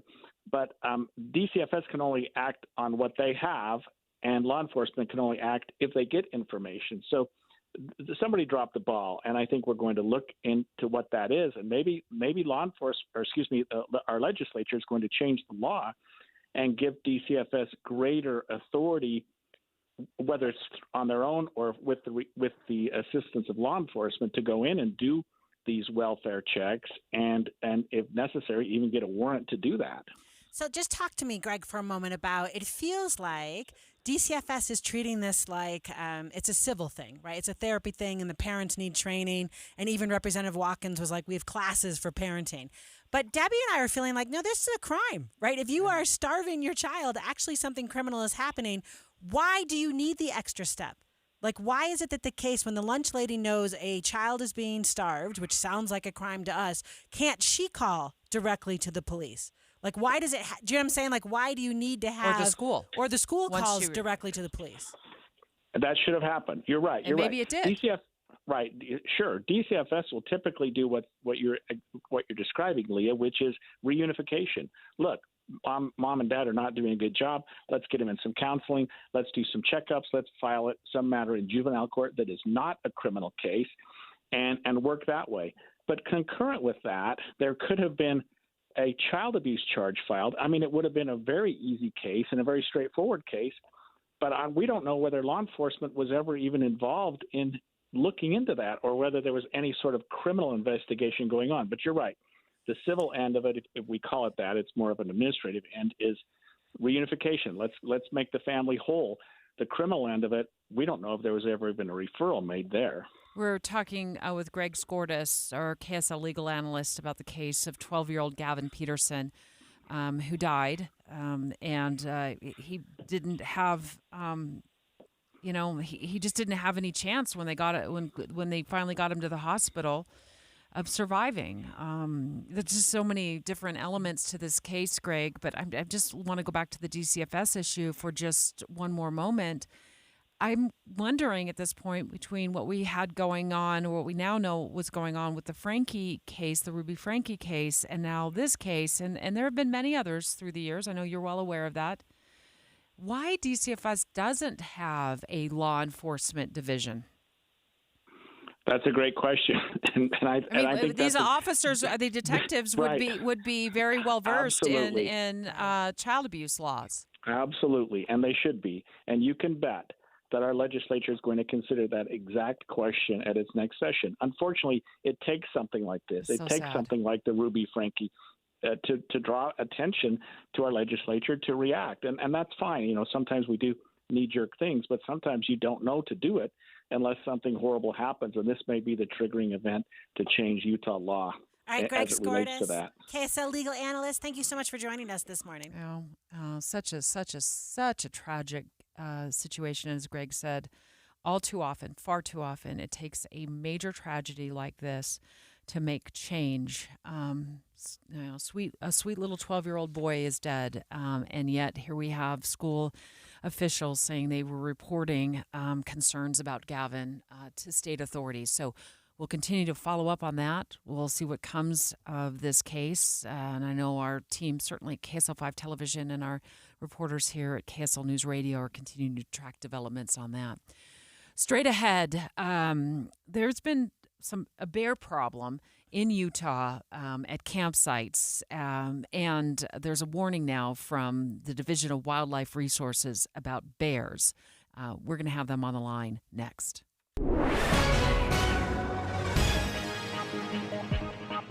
KSL News Radio, I'm Dan Bomas. KSL's top story this hour. State lawmakers say they plan to question the Utah Division of Family and Child Services about their response to reports made about a 12-year-old boy who is now dead. Gavin Peterson died 3 weeks ago in spite of multiple workers at his school raising red flags to DCFS beforehand. I'm concerned that all of the things that the teachers and the lunch ladies did to report this, that nothing happened. Why did nothing happen? Representative Christine Watkins tells KSL TV she's proposing a new bill that would allow social workers to get warrants to check on kids and trigger automatic welfare checks at a certain point. DCFS has declined to comment on the case to KSL due to privacy concerns. Our top national story this hour from ABC News.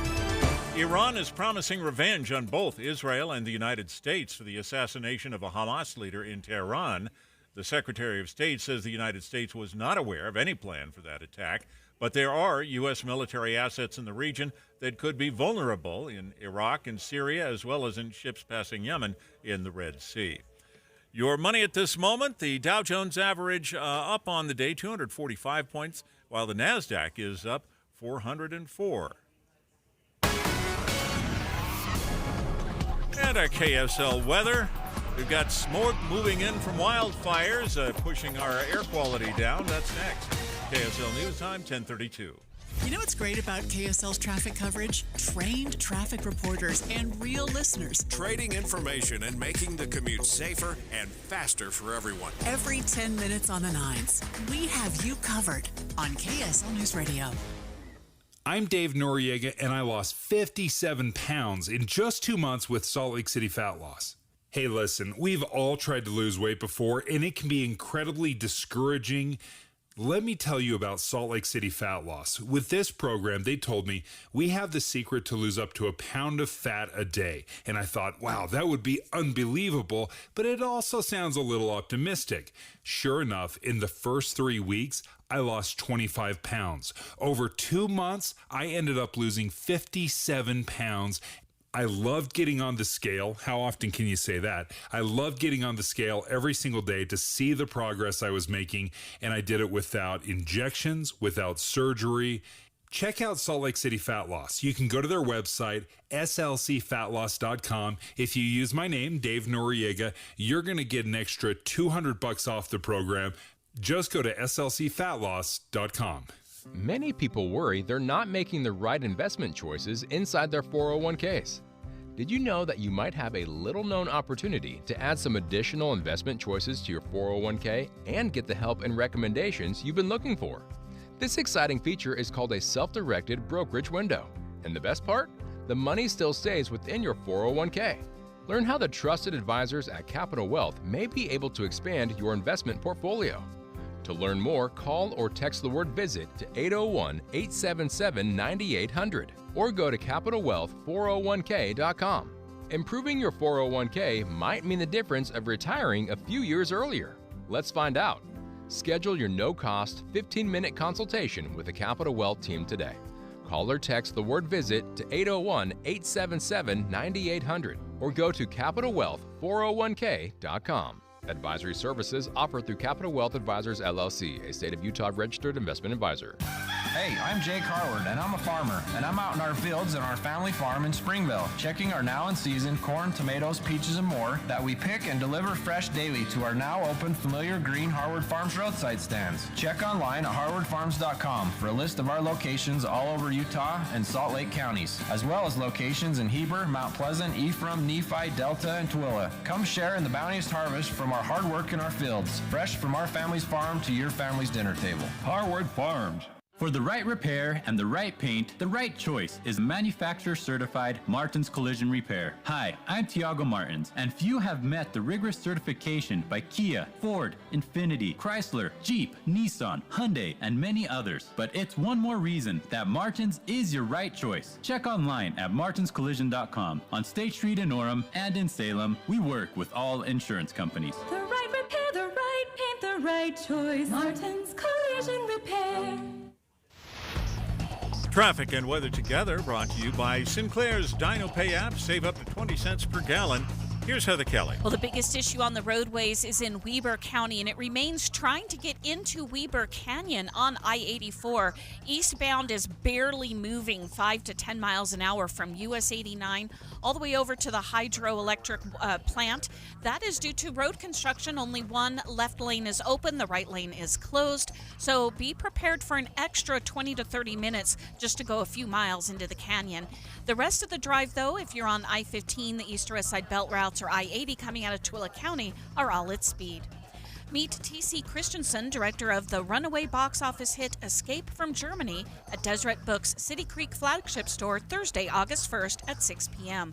Escape from Germany DVD Blu-ray early and autographed tomorrow. Heather Kelly in the KSL Traffic Center. Wildfire smoke will push air quality levels on the Wasatch Front into the orange range today. That air quality will improve even as the temperature rises. Friday and Saturday will reach back into the hundreds. Right now we're at 79 degrees with sunny skies. I'm Dan Bomas from the KSL Common Spirit Health Studios. Listen online at kslnewsradio.com. We're Utah's news, traffic, and weather station. Dave and Dujanovic, your morning companions for talk, analysis, and key perspectives on Utah's biggest stories on KSL News Radio. I'm going to ask Leah Murray a pop quiz question here. Since you're the professor, we're going to turn the table on you. Leah's in today for Dave Noriega. Leah's a poli-sci professor at Weber State University and also the director of the Walker Institute of Politics and KSL at Night host. Pop quiz question. Are you a camper? That's a no. That was a lot of pauses for a no. I glamp. One, I don't understand why we need to live action role play like it's 1812. I like to have plumbing everywhere that I am, so no.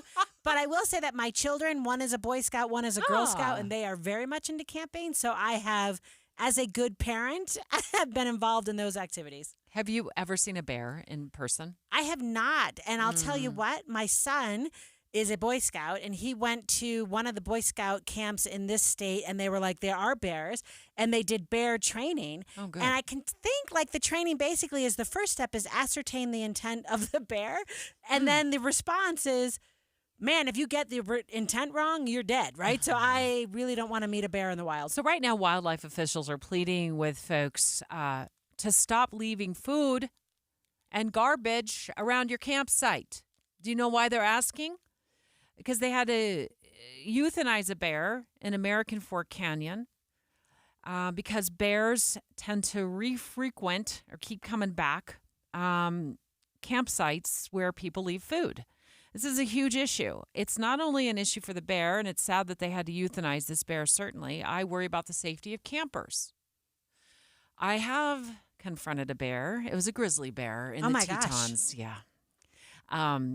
It's one of those things that it sounds really like romantic. No, it sounds terrifying. to stumble upon a bear on a trail you're hiking with your 16-year-old daughter. But the reality of it is, I know we don't have grizzlies in Utah. It's not the same. This was in the Tetons. We don't have the same, type of issues there with bears, or here with bears that they have in the Tetons. But it's nothing you really have to want to deal with in the moment. And if you're sleeping in a tent at night and your next door neighbor in the campsite has left food all around their campsite, or they've left food in their tent, that's a real issue for your safety and also for the bear's life. So let's bring on Darren DeBlois. He's a mammals coordinator at the Division of Wildlife Services. Hi, Darren. Hi, good morning. Wildlife Resources, sorry. No, you're good. So how is the bear situation in American Fork Canyon? Is that campground now reopened? Yes, that's my understanding. You made a lot of good points, and we, most of us wildlife professionals get into this area because we really love wildlife and the out of doors, and it's really, really hard for us to have to euthanize an animal that really is in a situation that's caused by people. So, yeah, things are open, but we're still encouraging people to keep their campsites clean. Right. So that seems like the obvious preventive measure, right? Is put your food in the bear containers, do all the things that you were supposed to do as a responsible camper out in the wild. But Darren, can you talk to me? And I was teasing at the top of the segment, but legit, my son's Boy Scout training, I was like, so the first step is ascertain the intent of the bear, and then either you sleep or you run away. Can you actually, obviously I didn't get that, right? But can you tell us if you happen to be in a campsite or you're like Debbie with her daughter and you're on a trail in the Tetons and you are confronted by a bear, what are you supposed to do? You're right. It depends on the behavior of the bear. If you see a bear from a distance that's doing bear things, and even if it's aware of you, a lot of times bears will stand up to kind of get a better look at something. That's not something to be concerned about. Just hold your ground and enjoy the sight, and hopefully the bear will move on. But yeah, sometimes people surprise bears. A lot of grizzly attacks happen that way. The bear's doing something and people unintentionally sneak up. They're jogging or walking a trail and there's a lot of brush. We only have black bears in Utah. Yeah. Black bears, a lot of times, they'll act aggressively. So they'll vocalize. They may bluff charge. That's when in American Fork Canyon did that to a couple of our officers. And so in those kinds of situations, stand your ground, make yourself look large. Yeah. Bear spray is a good idea if you're going to be using, the mountains in Utah. That pretty much all of Utah's mountains have bears.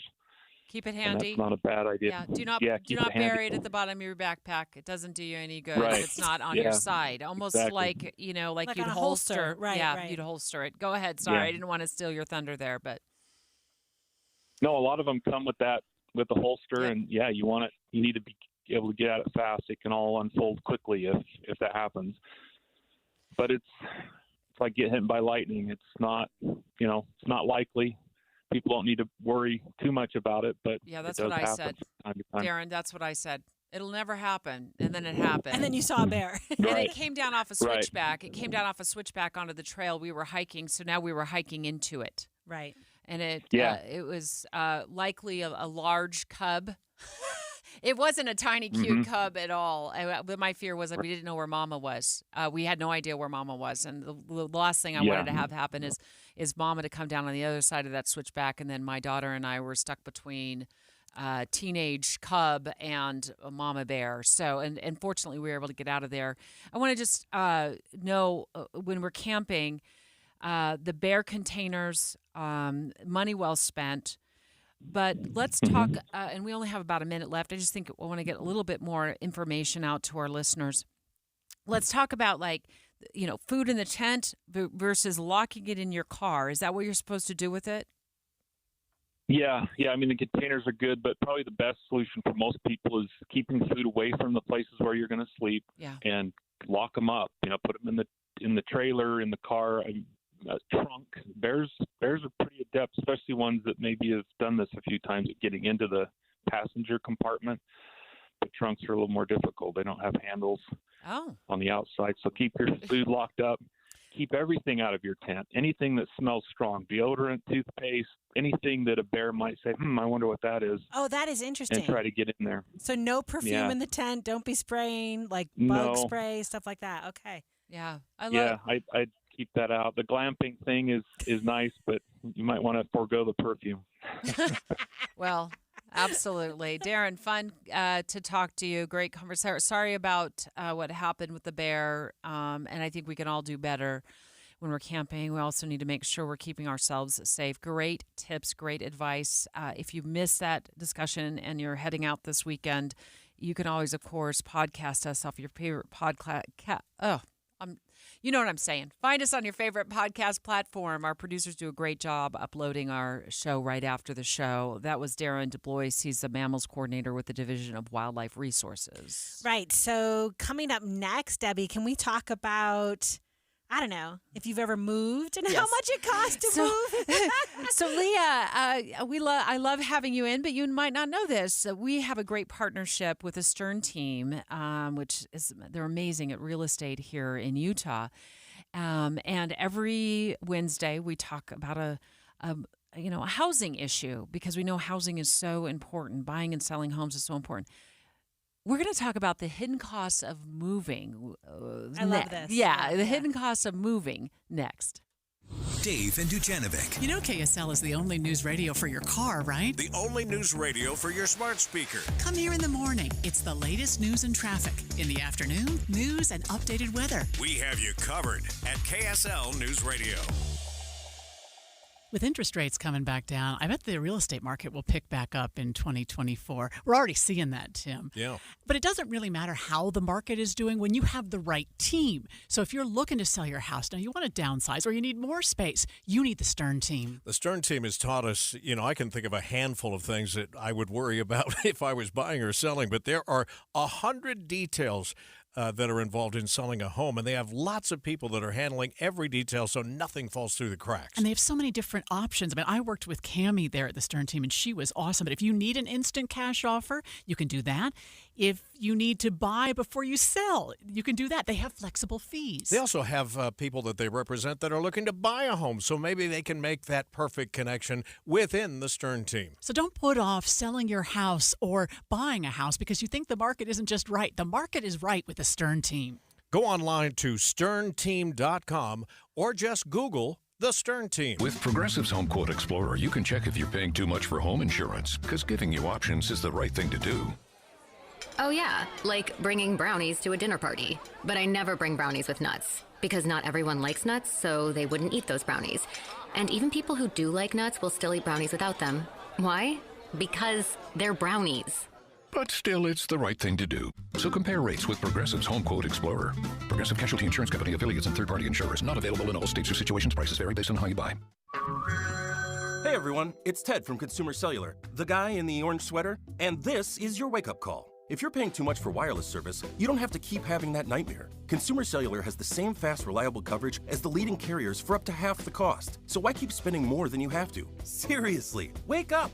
And call 1-888-FREEDOM or visit consumercellular.com. Savings based on cost of Consumer Cellular single line 1, 5, and 10 gig data plans with unlimited talk and text compared to lowest cost single line postpaid unlimited talk, text, and data plans offered by T-Mobile and Verizon January 2024. Summer is upon us, and do you know what your lawn wants? It wants Revive Organic Soil Treatment upon it. A Revive treatment with fertilization, aeration, and good watering is the key to building stronger roots for a healthy, lush green lawn all summer. Revive fertilizes and moves water and nutrients deeper into the soil. You'll see the difference. Revive is surefire defense against summer drought and skyrocketing water costs. Make the most of your watering with Revive Organic Soil Treatment. Apply Revive Organic Soil Treatment today. It works.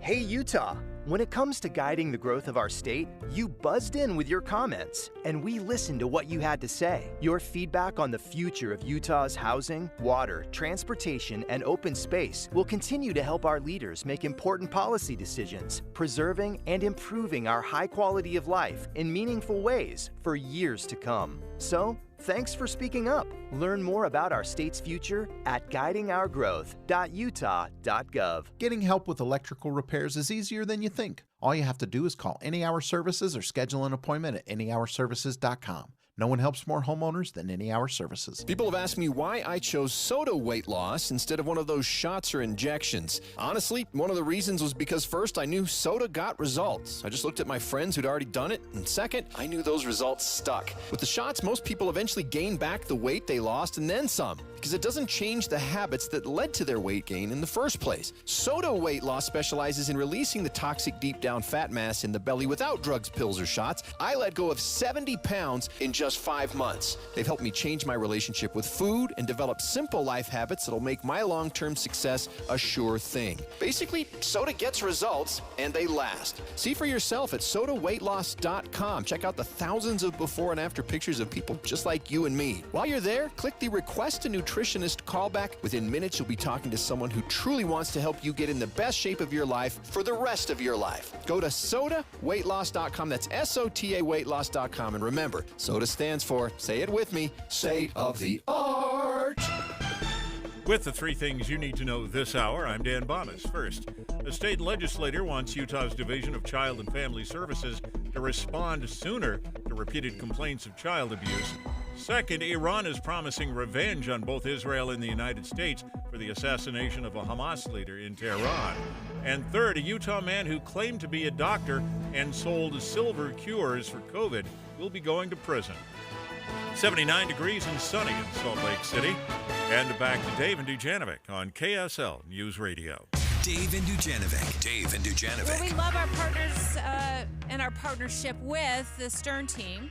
And I always want to remind you, you can learn your home's true value in 30 seconds. All you got to do is visit sternteam.com to find out more. Priced Out. Housing. Special coverage with Dave and Dujanovic. And thanks to the Stern team for supporting our coverage about housing and selling your house and buying a house and all the things that Utahns care about when it comes to, their living circumstances.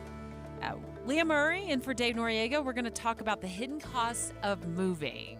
What's your number one hidden cost that, when you've moved, you're like, I wish I would have considered that? Well, I feel like it's the number of boxes that you needed, right? So I guess, how do I say? All those drawers in your kitchen, do you know what I mean? They're just full of things that need to get taken to the other place. And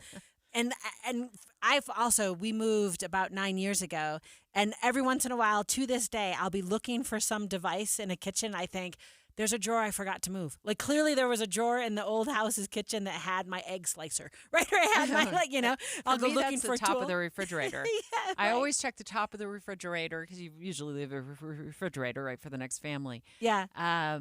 Just in case there's, important documents, like my will is on top of the refrigerator. No, I love that. I mean, I thought it was interesting in this Stern report, the material that they provided. When I moved to Utah 22 years ago, so I moved here from New York, and I had to rent a giant truck because I had to get my whole apartment into that truck. And I had a dog and I had 2 cats. So I had to have a car that had the dog in it. I had a car that had 2 cats in it. I had to have the truck with all of our stuff. And then it was a caravan of Leah Murray and her friends driving this across the country. And Weber State University gave me $500 to relocate. Because you work for them? Yeah. But I was like, to cover it. I love this because Stern says 50% of people thought their move would cost less than $500. And I'm just going to tell you, 22 years ago, it was not. Yeah. $500 was not enough money. So according to Forbes, the average cost of moving is $1,035. My experience in a more recent move 2 years ago, moving from Cottonwood Heights to South Jordan, is a little bit low. I spent in the neighborhood of, and I gave the movers a tip, but I put the big stuff in the hands of movers because I didn't want to strap it to the top of my sedan. And that alone was about $1,000. Yeah, just that. So we moved about 9 years ago, and we also downsized. So Debbie, I don't know if you downsized. Yes, I did. So I went from a house that had a big yard, and my husband are like, we actually don't like gardening, so we moved to a townhouse. So you have to get rid of all the things because it's not all going to fit. And there are things that we moved that didn't fit, so I should have figured that out before I moved it. But we paid $2,500. But I'll tell you, we had a piano. So the reason I hired the movers for the second move was I was like, I don't know how to lift that thing up. I don't even know what vehicle to put that piano into. Do you know what I'm saying? So, no, the piano thing is when you decide to move and the house sells and you look over and you're like, oh no, I get the piano. What we did with our piano when we moved from one home to the other, when our kids were still a lot younger, we had acquired a piano along the way. Nobody played piano, nobody played piano. But so we had to move this thing, and we looked at each other, and we're like, maybe the neighbors want a piano. That piano went down our little slope driveway over into the neighbor's home, and we just gave it away. Yeah, because at that point you're like, now I'm moving a giant piece. But we play. Does that make sense? So for me, it had to come, but man, that's a big piece of furniture. That's another hidden cost is these specialty, I want to say items or fixtures. If you have like a gun safe, and a lot of Utahns have gun safes, and they're large, and they are like the legit kind. Sometimes you have to get a crane or a special team to come in there and move it, and that can cost more money. Yeah. To your point about boxes, I was at Home Depot every other day buying boxes, and the tape. That added up to a couple of $100, and I made a 101 moving mistake. I bought boxes that were far too big, and then I was packing them all up, and then found that I all but had to kick them down the stairs because they were too heavy and awkward to lift myself, and I was doing a lot of the moving on my own. Right. So that would just be a pro tip from me. The sort of pro is buy the more medium-sized or smaller boxes and just buy more of them. And I kind of skimped on the packing bubbles and things like that. Oh, interesting. Did you use so this report suggests like a tip is to use your T-shirts, right, to pack your things. I did a lot of that. So you did that, yeah. Yeah, I embedded fine china that I'd inherited from family members in between shirts. Really in shorts and other things. So those are some of the hidden costs. Leah Murray in Today for Dave Noriega, we're talking about the hidden costs of moving, and we talk about housing every single Wednesday. Thanks to our friends at the Stern team, they support our company, so we know how important this is to Utahns. And some things we don't think about is when we decide to move. Things can cost a lot of extra money, and you do feel like every single time you turn around, somebody's looking for some money. So we're talking today about the hidden costs of moving. And another thing you don't think about is like when I moved from Conwood Heights to South Jordan, and forgive me, Mayor of South Jordan, I don't remember how much the city charged me, but there was a registration, for example, for my dog. Yeah. So there's these other fees that you have to think about, like utility hookups too. There might be some fees involved with that. Yeah, no, and I love how you just said that. When I moved to Ogden, we had cats, like I said earlier. And as it turns out in Utah, or at least in Ogden, Utah, you have to license your cats. Yeah. Debbie, nobody does that in New York. So I had no idea. And I'll never forget like being at the Ogden clerk and she's saying, ignorance of the law is no excuse. And I'm like, you're right. I should have known. Over the cats? Yeah, or that I had to pay for these cats. But that, right? So it's the and also I think figuring out too, like the garbage pickup, like maybe that doesn't cost money, but figuring out what are your days? Yeah, what are the days? What are the providers? When can you use water? Like all those kind of things. So if even that doesn't cost money, I always think of this. Money is time is money. Yeah. And so when you move, which is a great thing, you're super excited about it, right? But you got to get through all of these things that take so much time. I felt so drained. And then I realized, in fact, Dave recently moved and he's talked about it on the show. And one of the things I said is, did you change your Amazon delivery address? Had he forgotten? Yeah. Well, he's like, oh, I forgot. You don't realize how much time you have to invest in making all of these, altering your address and anything else, or switching over accounts and that kind of Yeah. thing. So, and I love how you were saying earlier that you moved yourself. What I thought was fun about this Forbes report is it said Generation X, which you and I both are most likely to move their items themselves to save money. I'm cheap. Yeah, me too. 70% of people saying that. But what you just said, I hired movers, one for the piano, but two, we moved on Labor Day weekend, which if you're a college professor, that's the first week of classes. And I was like, I do not have time to pack all these things. Does that make sense? Yeah. The closing of the house just happened in such a way that it landed So chaotic. first weekend of the semester. So I thought it's worth it to me in that moment to pay someone else to do all of my packing, because that's, oh my gosh, how many hours, they Debbie? packed for you? Yeah, they packed for me. Oh my Right, God, right? Because all of those hours of labor just getting all of your stuff. Yeah, I want to talk about one more hidden cost. We've got about 30 seconds left, and it's something that you have to consider when you do hire movers and you're moving about the country. So many, many years ago, before many of our listeners were born, Leah, I was moved to Utah from, I was living in Yuma, Arizona at the time as a news reporter, and Channel 4 News here hired me. Some would say it's the biggest mistake Channel 4's ever made. Anyway, they hired me. No, it was so fun. It was a great job. I worked there for a lot of years throughout the 90s.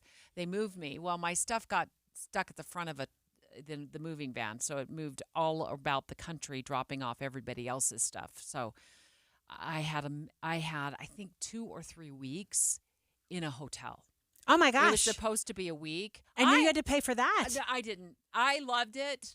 They picked up, but if it had been me and my family, or we hadn't, for example, like you close on your house, you're selling, and you're buying another house, but you can't move in right away. Right. There's that other hidden cost. $100. Well, it's probably $75 a night then, and now it's $175 a night. Yeah, and not even be able to feed yourself. Thanks, Stern Team. KSL Salt Lake City. From the KSL Common Spirit Health Studios, this is KSL News Radio. Utah's news, traffic, and weather station. It's 11 o'clock at KSL News Radio. I'm Dan Bonas. KSL's top story, we have breaking news at this hour. The Utah Supreme Court expected to deliver an opinion on Utah's trigger law tomorrow. The trigger law bans nearly all abortions at any stage of pregnancy. If the justices side with the state, the sweeping abortion ban could take effect. Fires are still burning all over the state of Utah. The Little Twist fire is still burning in the southern part of the state, and it's up to 5,300 acres, 85% contained. The Clarks fire in Box Elder County is halfway contained, has burned 358 acres, and the Silver King fire is almost completely contained after burning more than 18,000 acres. A fake doctor is facing 3 years in prison. KSL News Radio's Michael Commit has more. 64-year-old Gordon Hunter Peterson and his 2 Utah-based companies stole more than $6 million from consumers, according to the Justice Department. These silver solutions, as they were known, were sold for as much as $300 a gallon. And part of his sentencing is because he posed as a doctor in promotional videos. The 64-year-old Gordon Hunter Peterson and his 2 companies, accused of stealing more than $6 million. Peterson claimed his products could treat a number of illnesses, including arthritis, the flu, and even COVID-19. Your money at this moment, the Dow Jones average, up 256 points on the day, while the NASDAQ is up 400 right now. And our KSL weather looks like sunny days, but more smoke moving in. That's next. KSL News Time, 11:01. We hope you have the right app on your phone for news. You probably have dozens. But the KSL News Radio app, well, it makes our live stream super easy. Plus, our talk shows are right there as podcast for your workday. That's the app for KSL News Radio. Whether you own a local business or a global one, you're always looking for ways to position your operation to create opportunities and move on them faster. With Bank of America, you get access to experts, award-winning insights, and business solutions so powerful, you'll make every move matter, locally and globally. Visit bankofamerica.com/banking for business to learn more. What would you like the power to do? Copyright 2024 Bank of America N.A. Our daughter Jessie loves playing detective. But since we discovered she has sensitive skin, we've been playing detective too. We thought the problem was our puppy. but it was actually our old detergent. So we switched to Tide Free and Gentle. Tide Free and Gentle has no dyes or perfumes, so it's gentle on her skin. If it's got to be clean, it's got to be Tide Free and Gentle. This back-to-school season, Tide and Downy are giving back with $1.5 million in scholarships. Enter to win. No purchase necessary. US/DC 17+. End September 30th. Rules. Tide.com/scholarship/official rules. This Friday, join KSL News Radio and Hale Center Theater as the movie show broadcasts live at the theater beginning at 10 a.m., 9900 South Monroe Street in Sandy. Save money on season tickets. 2025 season tickets to Hale Center Theater go on sale to the general public Wednesday, August 1st. The 2025 season includes Little Women, the Broadway musical, DreamWorks, The Prince of Egypt, Finding Neverland, 12 Angry Men, Footloose, the musical comedy Murders of 1940, Sister Act, and one musical to be announced August 1st. Not included in the season ticket will be a special engagement by Gentry, the Gentleman's Trio, and Hale Center Theater's 40th production of A Christmas Carol. You can reserve your 2025 season tickets by going to hct.org or call 801-984-9000.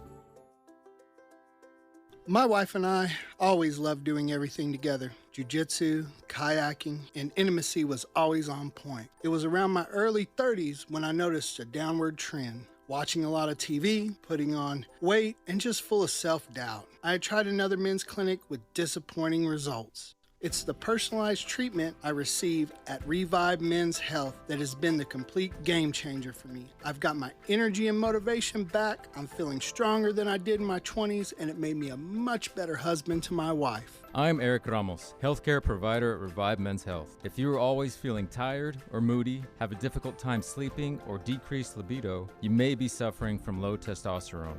Book your free T-check and exam at Revive Men's Health, Salt Lake City. Call 801-263-7777. That's 801-263-7777. Or visit ReviveMen'sHealth.com. Traffic and weather together brought to you by Sinclair's Dino Pay app. Save up to 20 cents per gallon. Here's Ricky Meese. Right now we have emergency crews working on a rollover crash in Taylorsville. This vehicle is on its side at the intersection of 5400 South and about 2200 West. They are blocking a turn lane and some inside left lanes of traffic. You can still get through. Just use some caution. And we are also looking at a water main break in the downtown area. This is near 4th South and 5th East, blocking a couple of right lanes of travel. Ricky Meese in the KSL Traffic Center. Wildfire smoke pushes air quality levels on the Wasatch Front into the orange range today. That air quality will improve even as the temperature rises. By Friday and Saturday, we'll be back into the hundreds. Right now, 81 degrees and sunny in Salt Lake City. I'm Dan Bomas from the KSL Common Spirit Health Studios. Listen online at kslnewsradio.com. We're Utah's news, traffic, and weather station. Dave and Dujanovic, your morning companions for talk, analysis, and key perspectives on Utah's biggest stories. On KSL News Radio, Dave and Dujanovic have inside sources. Okay, so we have a lot going on in the Middle East in the last 24, 30 hours. And we hit this big time right out of the gates this morning in the 9 o'clock hour with ABC News' Jordana Miller joining us about the assassination of a top Hamas leader and also Israel taking responsibility not for that assassination, but for the assassination of a top leader of Hezbollah. Leah Murray in today for Dave Noriega. Boyd Matheson also in studio with us. Yeah, so Boyd, I'm wondering real quick, maybe not real quick, that's the wrong way to set that up, but like I've been reading, that the Secretary of State Blinken is calling and trying to do stuff. Can you speak to us about, he is Biden's Secretary of State.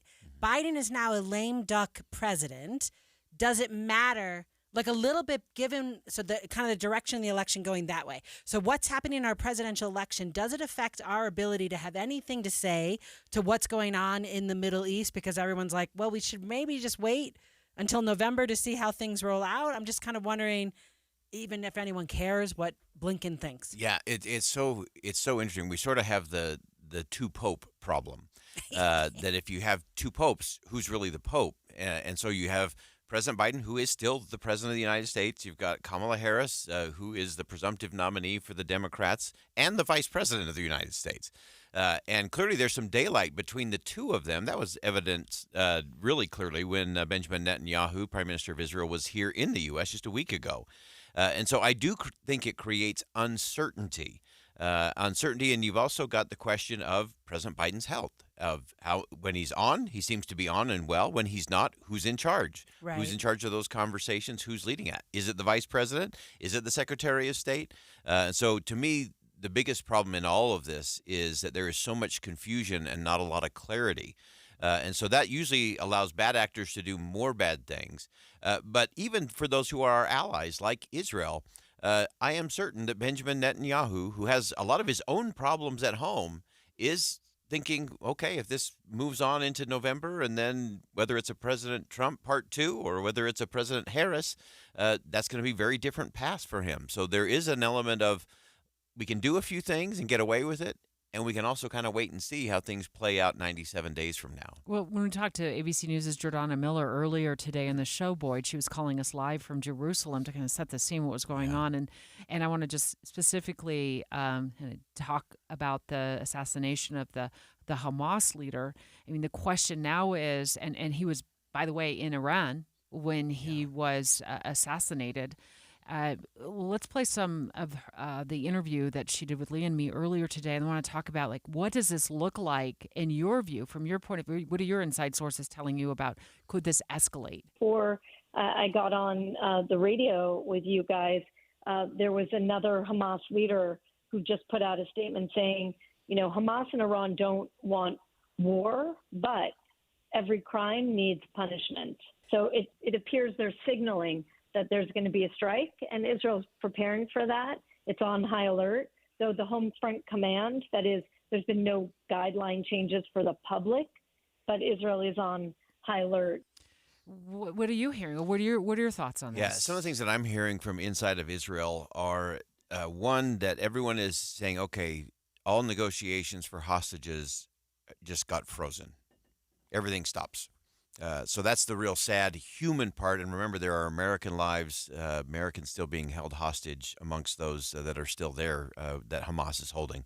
So that's just frozen right now. Taking hostage. Because the leader that was, the Hamas leader that was killed was really the lead negotiator in all of that. And so the fact that he has been taken out, that just freezes everything. You'll have this revenge factor, very common in the Middle East. That's kind of how a lot of these things go. It's a strike, it's a counter strike, it's a tit for tat, and they play it back and forth. So in terms of making any progress towards lasting peace between Israel and the Palestinian area, Gaza Strip, I think that is just frozen, and it might be frozen for a while. And so we'll see what the counterattacks are, and then how Benjamin Netanyahu, in some ways, this is helpful to Benjamin Netanyahu politically. It keeps a lot of the things he's going to have to deal with at some point sort of at bay. So there are some advantages to Benjamin Netanyahu in this. But in terms of peace and hostages, this is not a good day. Yeah, I'm wondering, Debbie, if we could play the sound from our conversation with Amos Guerra earlier, because it speaks to that point, and I wanted to ask you about it. Khania today in Tehran sends a missile to the Iran, sends a message to the Iranians about that we, Israel, can penetrate into Tehran. Sure, that's fine operationally. But again, I emphasize, with all due respect to operational capability, the issue is the hostages and the ceasefire with the hostages, the issue, at least for people of my political ilk. And for me, when I woke up this morning and I saw that Khania had been killed, literally the first words out of mouth were, he's killing the hostage deal. Right. So right there, he's killing the hostage deal, right? And you said it was, like, what you're hearing is frozen. Yeah. You know, like, to a certain extent, if you are someone who has a family member who is one of those hostages, and I do appreciate the centering of that human conversation rather than the geopolitical conversation, do you think is there, do you think it's possible? Because frozen sounds different than killing the deal. So I'm trying to ask you, do you feel like what you're hearing is people think that maybe the hostages could be negotiated for later? Because I really read from Amos Guerra, when we were speaking with him earlier, that pretty much those people are probably not coming home. Yeah, I don't know that I would go as far as Amos on that. Amos has got some great insight there because he is there, and his source is there. But I'm hearing it's more frozen than just a done deal in terms of their release or their potential. I think it's going to take some time, and so I think we're going to see some very interesting ebbs and flows. We're waiting for a State Department press conference coming up here in just a few moments. That will be very interesting because the U.S. has a role to play in all of this. Even if there's a schism. Yeah, exactly. And so there's going to be things because remember, all of the things we're dealing with, it's not just Hamas, it is Hezbollah, and it's Iran. Iran's the real major player in this, and Iran's also playing in Ukraine with Russia and in China. And the fact that those three are getting together is going to pull the U.S. further into that. And so Secretary Blinken has his work cut out for him. And I don't think he's a lame duck. And I don't think he's functioning like a lame duck. And he's navigated that Middle East pretty well. Again, regardless of your political persuasion, I think he's represented the interests of the country pretty well. We've been on the air, and usually, of course, our producers keep us posted. But I haven't heard anything from President Biden on this. Have you, Boyd? No, there's been no statements coming out from the White House at all. Again, surprise you? Disappoint is probably the bigger thing. Not totally surprised given the state of things, but this is one of those moments where American leadership matters. It matters. It matters in Israel. It matters in Gaza. It matters in Iran. And our silence, again, creates more confusion than clarity, and that's not good for anybody. Yeah, Boyd, look, we've got like 20 seconds. So big prediction. I want to put you right on the spot.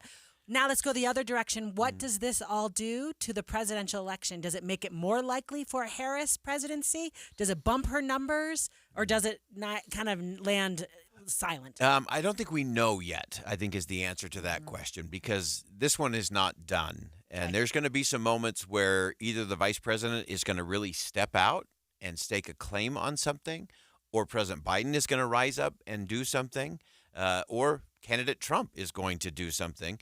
And all of that is contingent on what the actors and players inside of the Middle East do. But I do think this is an important one to watch. As Debbie and I have been having this conversation for months of what will happen before the election. I think we still have one more domestic issue that will impact the election and one international issue. And I think we're seeing the beginnings of that today. Well, you just said that yesterday regarding the international issue, too, as you were leaving studio when we were in break. And then I wake up this morning to this, and I'm like, I believe Boyd knows all the things. It's like Dave Noriega to steal the words right out of his mouth. Boystradamus. Dave and Dujanovic. Dave and Debbie go out of their way to make sure you hear all sides of a story. They're working the phones to get several viewpoints on for you. Hi, it's Tim and Amanda. We get you the full story, too. We have you covered on KSL News Radio. Are you within 5 years of filing for Social Security? Get this. 96% of Americans forfeit an average of $111,000 in Social Security income. And it's all because they filed for their benefits at the wrong time. Learn how you could avoid this with a free, customized Social Security analysis from Boss Retirement Solutions, 5-time winners of the Best of State Award. If you've saved more than $200,000 for retirement and have not filed for Social Security, schedule your free analysis now by calling 801-896-9622.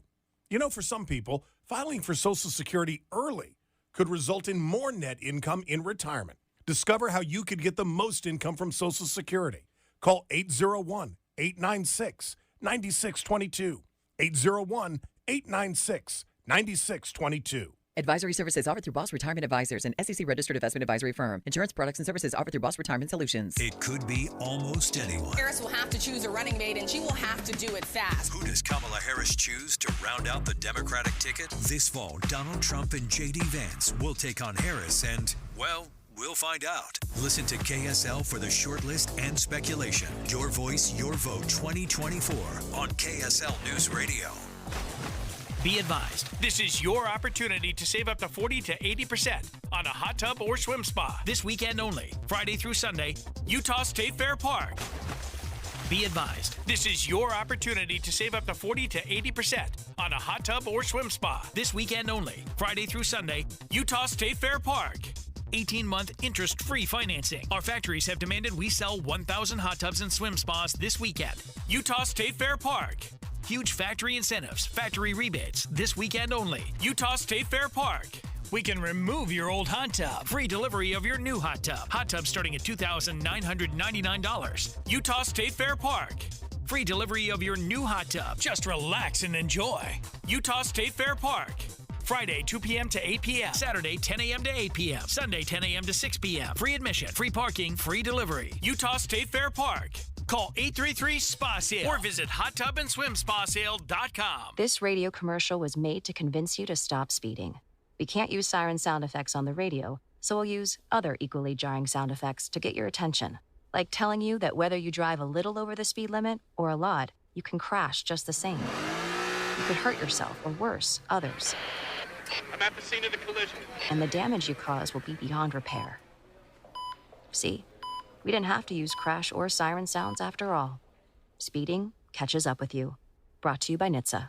Don't let spring allergies make you miserable. Try the quick, drug-free solution trusted by over 4 million people. Navage. Only Navage uses suction to flush out your sinuses using refreshing saline, helping you breathe easier, sleep better, and feel healthier. And here's even better news. Navage is now available at your local Sam's Club in a great new value pack. It's everything you need to start breathing better fast. Check out Navage at your local Sam's Club today. Navage. Navage. Breathe easy. Any Hour Services can make sure your AC keeps you cool this summer. Whether you need a tune-up, repair, or just a second opinion about replacing it, call Any Hour Services or visit anyhourservices.com. To celebrate Team USA going for gold, Xfinity is offering a gold medal deal. Now, through August 11th, get our best offer yet with 300 megabit Xfinity internet and one line of unlimited mobile for just $35 a month for a year and a free 5G phone. And the action doesn't stop there. Save on some of the biggest names in streaming by adding the new Xfinity Stream Saver with Peacock, Apple TV Plus, and Netflix for just $15 a month. Don't wait. When the Olympic Games end, so does this deal. Go to Xfinity.com/Team USA. Call 1-800-XFINITY or visit a store today. Get the fastest connection to Paris with Xfinity, proud partner of Team USA. Restrictions apply. Requires paperless billing and auto pay with stored bank account. Equipment tax and fees extra and subject to change. After promo, regular rates apply to internet and mobile. Stream Saver price subject to change. Xfinity Mobile requires Xfinity Internet. Actual speeds vary and not guaranteed. Free 5G phone requires eligible trade-in. Select models only. With the three things you need to know this hour, I'm Dan Bomas. First, the Utah Supreme Court plans to issue a ruling in a key abortion case tomorrow. Second, a man who claimed his silver solutions could cure COVID is going to prison. And third, a new study shows processed meats, things like hot dogs and salami, are linked to an increased risk of dementia. 81 degrees and sunny right now in Salt Lake City. Back to Dave and Dujanovic on KSL News Radio. Dave and Dujanovic.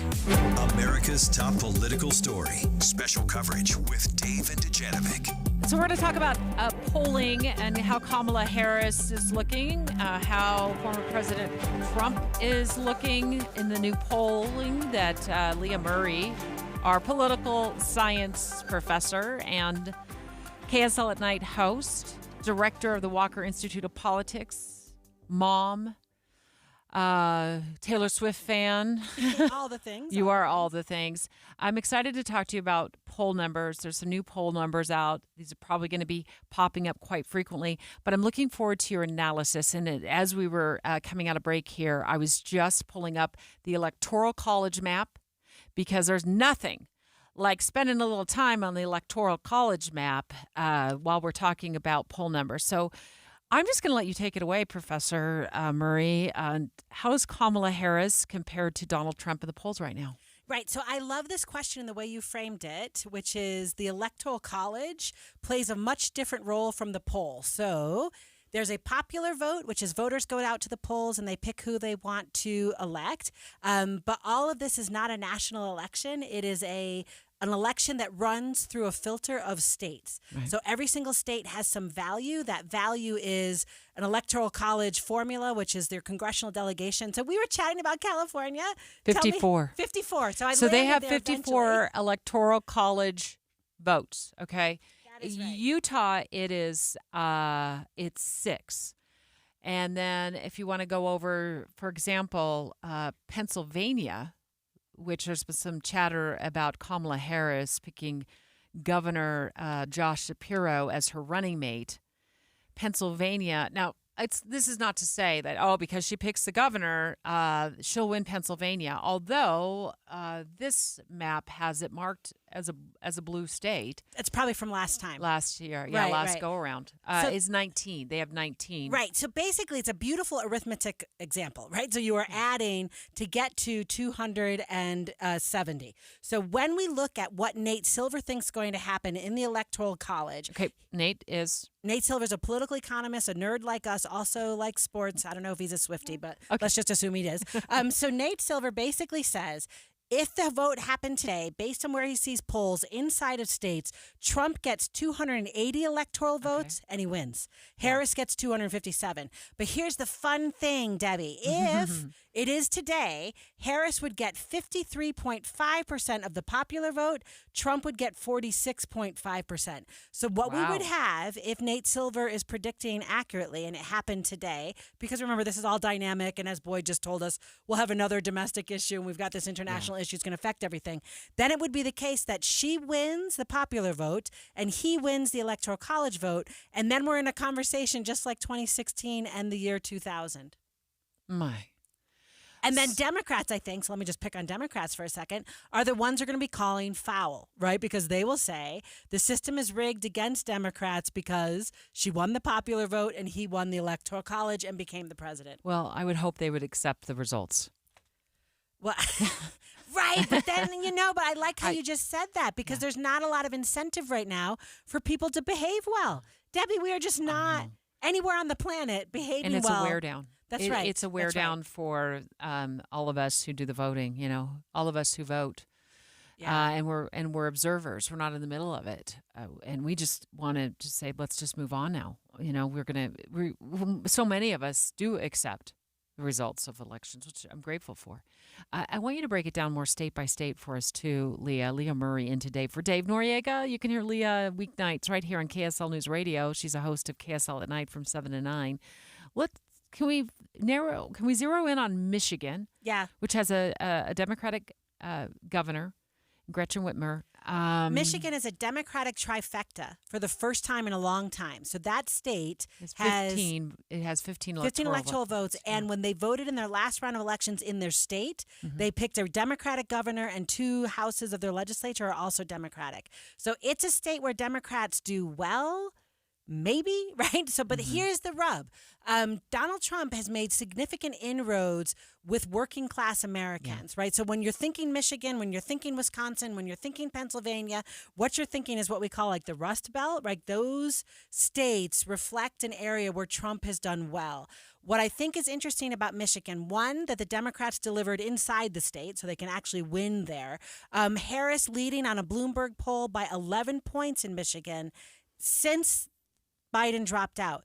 So the question you have to ask yourself is, if it is the case that Michigan's moving that way, is that a momentum move that suggests, because a little bit like so goes Michigan, so goes Wisconsin. Does that make sense? You can kind of see them as proxies for each other. Yeah. So goes Pennsylvania.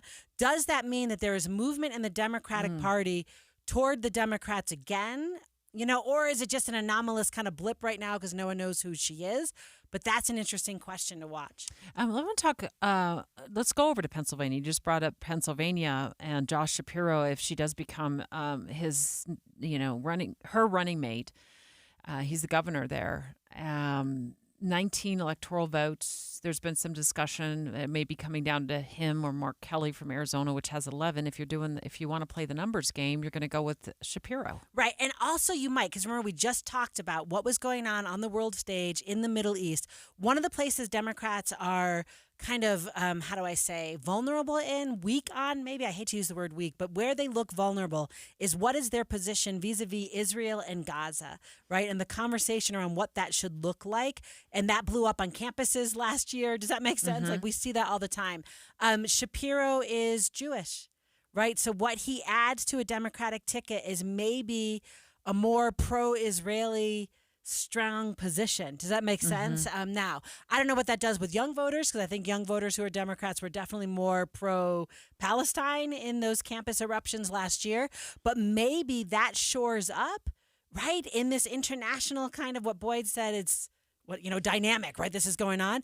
That might shore up her strength in that area on that issue. Right now, though, Trump is leading in Pennsylvania by a little bit. But by 4 points. In the Bloomberg poll, it's 50-46, but the Fox News poll has them tied at 49, Ooh. and the Emerson poll has her leading by 2. So I'm arguing like all of that's within a margin of error, and the answer on Pennsylvania is we don't know the answer. We don't know. Right. It could go either way. Right. Arizona. So, that's and that's where Mark Kelly is a senator in Arizona. I don't know if he's going to make the cut to be her VP. So the Arizona thing, then you have to add another wrinkle. So Mark Kelly is not a governor; he's a senator. The Senate would like to stay Democratic. So when you pull a senator to run as your VP, what you do is you take a vote out of that chamber in your party. So if she were picking a senator, gosh, I got to think she would go to somewhere. Does that make sense? Mm-hmm. Where it's a Democratic governor who's going to pick a Democratic senator. In Arizona, it's a special election if that happens. I was going to ask, because they do have a Democratic governor That's there. right. And so the issue then in Arizona becomes, oh my God, right? Like now you've got Carrie Lake might win because she's running right now, just run that primary. So it opens up just a dominoes. Yeah, and a whole can of worms. You're trying to predict what's happening, and the Senate matters too. Does that make sense? Absolutely. So she's got to be thoughtful about that. Right, because if she does win, we don't know that for sure. So save your text. Actually, you can text us anytime. But if she does win, she would want a Democratic-controlled Senate. Yeah, she needs at least one of those chambers to be democratically controlled. Otherwise, nothing happens. What other poll numbers pique your interest, Leah?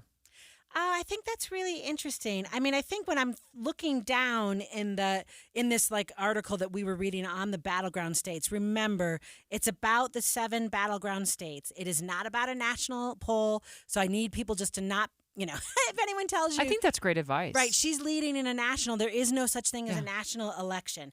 Harris leads Trump 48-47 in those battleground states overall. It really kind of depends how that momentum moves. Is this an upswing? Is it the highest? Do you know what I'm saying? Like, is this the ceiling? And now, as we normalize, Trump's going to come back to his lead. But again, just keep paying attention to those battleground states. We have been covering what's been going on, speaking of elections, but this one in Venezuela. And what really drew our attention to this is what was happening in Harriman. That's right, at Harriman City Hall on Sunday. Thousands of Venezuelans gathered outside City Hall in support. I mean, this was an incredible gathering in our very own county here in Salt Lake County.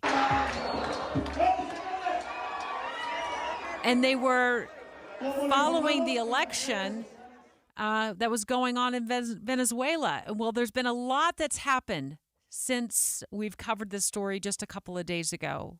So we're going to speak to one of the organizers behind the event in Harriman about the election in Venezuela that has been highly contested.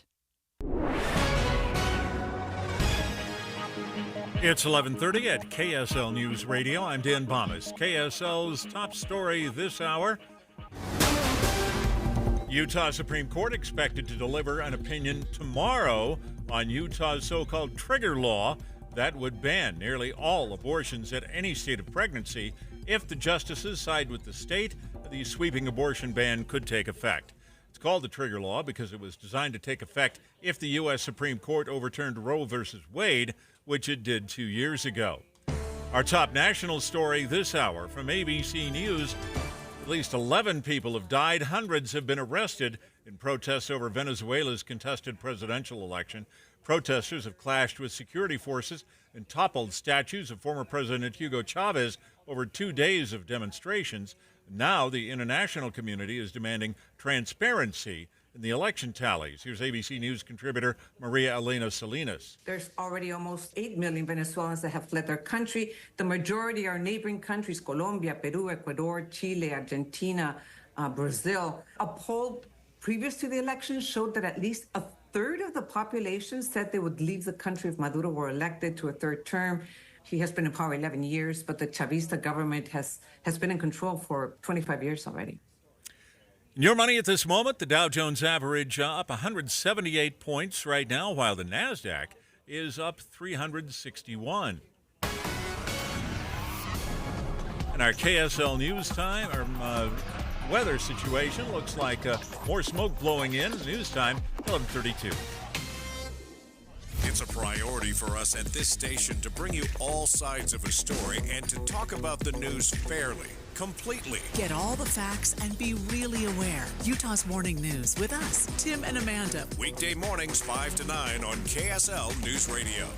I know it's probably kind of funny to think about being passionate about soft water, but I am passionate about soft water because Connecticut of Utah made me care and made me understand the importance of having soft water in your home. Utah has some of the hardest water in the entire country, and you will feel that on your skin. You'll see the problems in your laundry, the dishes. My goodness, I cannot tell you what a frustration it was for me to try to clean my dishes and you have those hard water stains on your glasses. I spent so much money on expensive chemicals to try to make them look clean. Well, with soft water, that all goes away.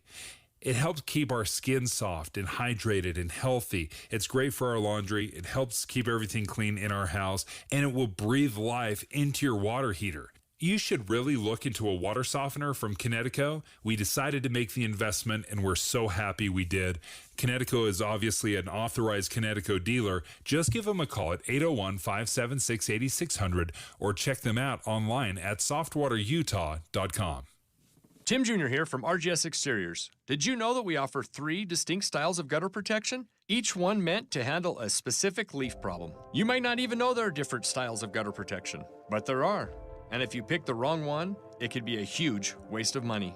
Now, the big gutter guard companies won't tell you this. They try to sell you a one-size-fits-all gutter guard. And it could be completely wrong for the amount and types of trees and leaves you have. Not RGS Exteriors. We understand which kind of leaf problem needs which kind of gutter guard. We'll do an in-depth evaluation to assess the types, locations, and numbers of trees in your yard. Based on that data, we match your home to the right gutter guard. So don't risk wasting money on the wrong gutter protection. For a free evaluation and estimate, call RGS Exteriors at 801-280-3110 or visit rgsexteriors.com. That's 801-280-3110 or rgsexteriors.com. Couple of quick questions. How long have you been dealing with arthritis pain? And how much have you been giving up in your life because of it? Have you tried steroids or even surgery only to find that you have different pain on the other side of it? Look, it's time for you to try something different. There are exciting new cellular therapies out there that can give you some lasting relief, and QC Kinetics is now helping patients like you every day with advanced regenerative medicine that accelerates your own body's healing properties and revitalizes your joints so that you can move again and do the things that you enjoy doing with your family. QC Kinetics medical professionals have arrived in Mill Creek, Provo, and Bountiful, and they are ready to help deliver that relief and get you your life back. The future of medicine is now. Call this number. See if they can help you with a free consultation. 385-766-1987.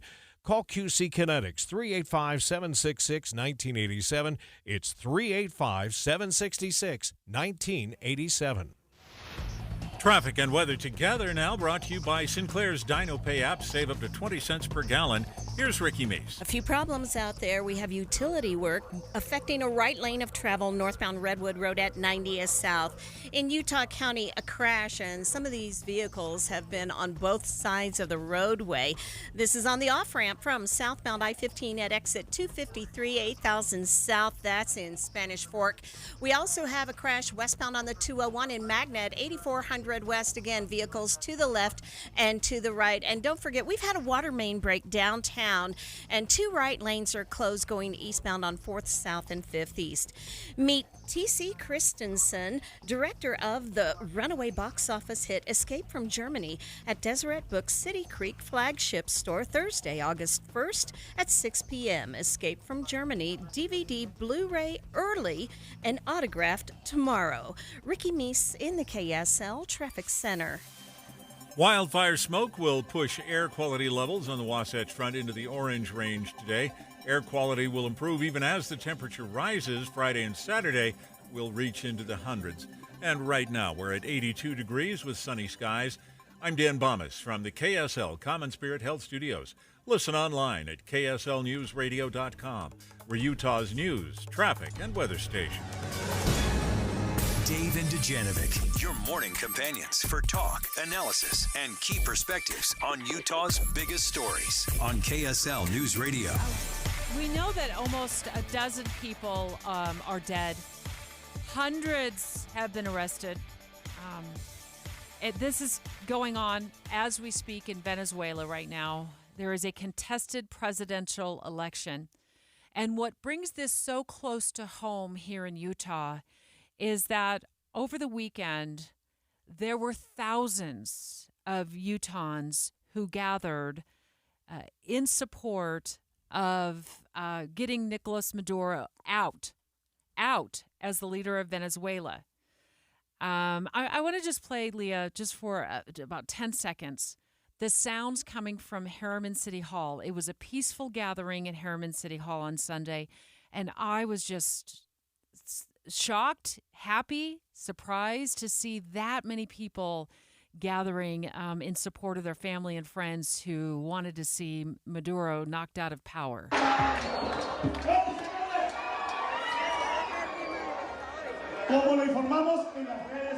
I showed you the video earlier today. No, it's so interesting. And we have with us Mayra Molina and Jessler Molina, who are Venezuelan Alliance Director and the Venezuelan Alliance member. And you were both at that gathering on the weekend.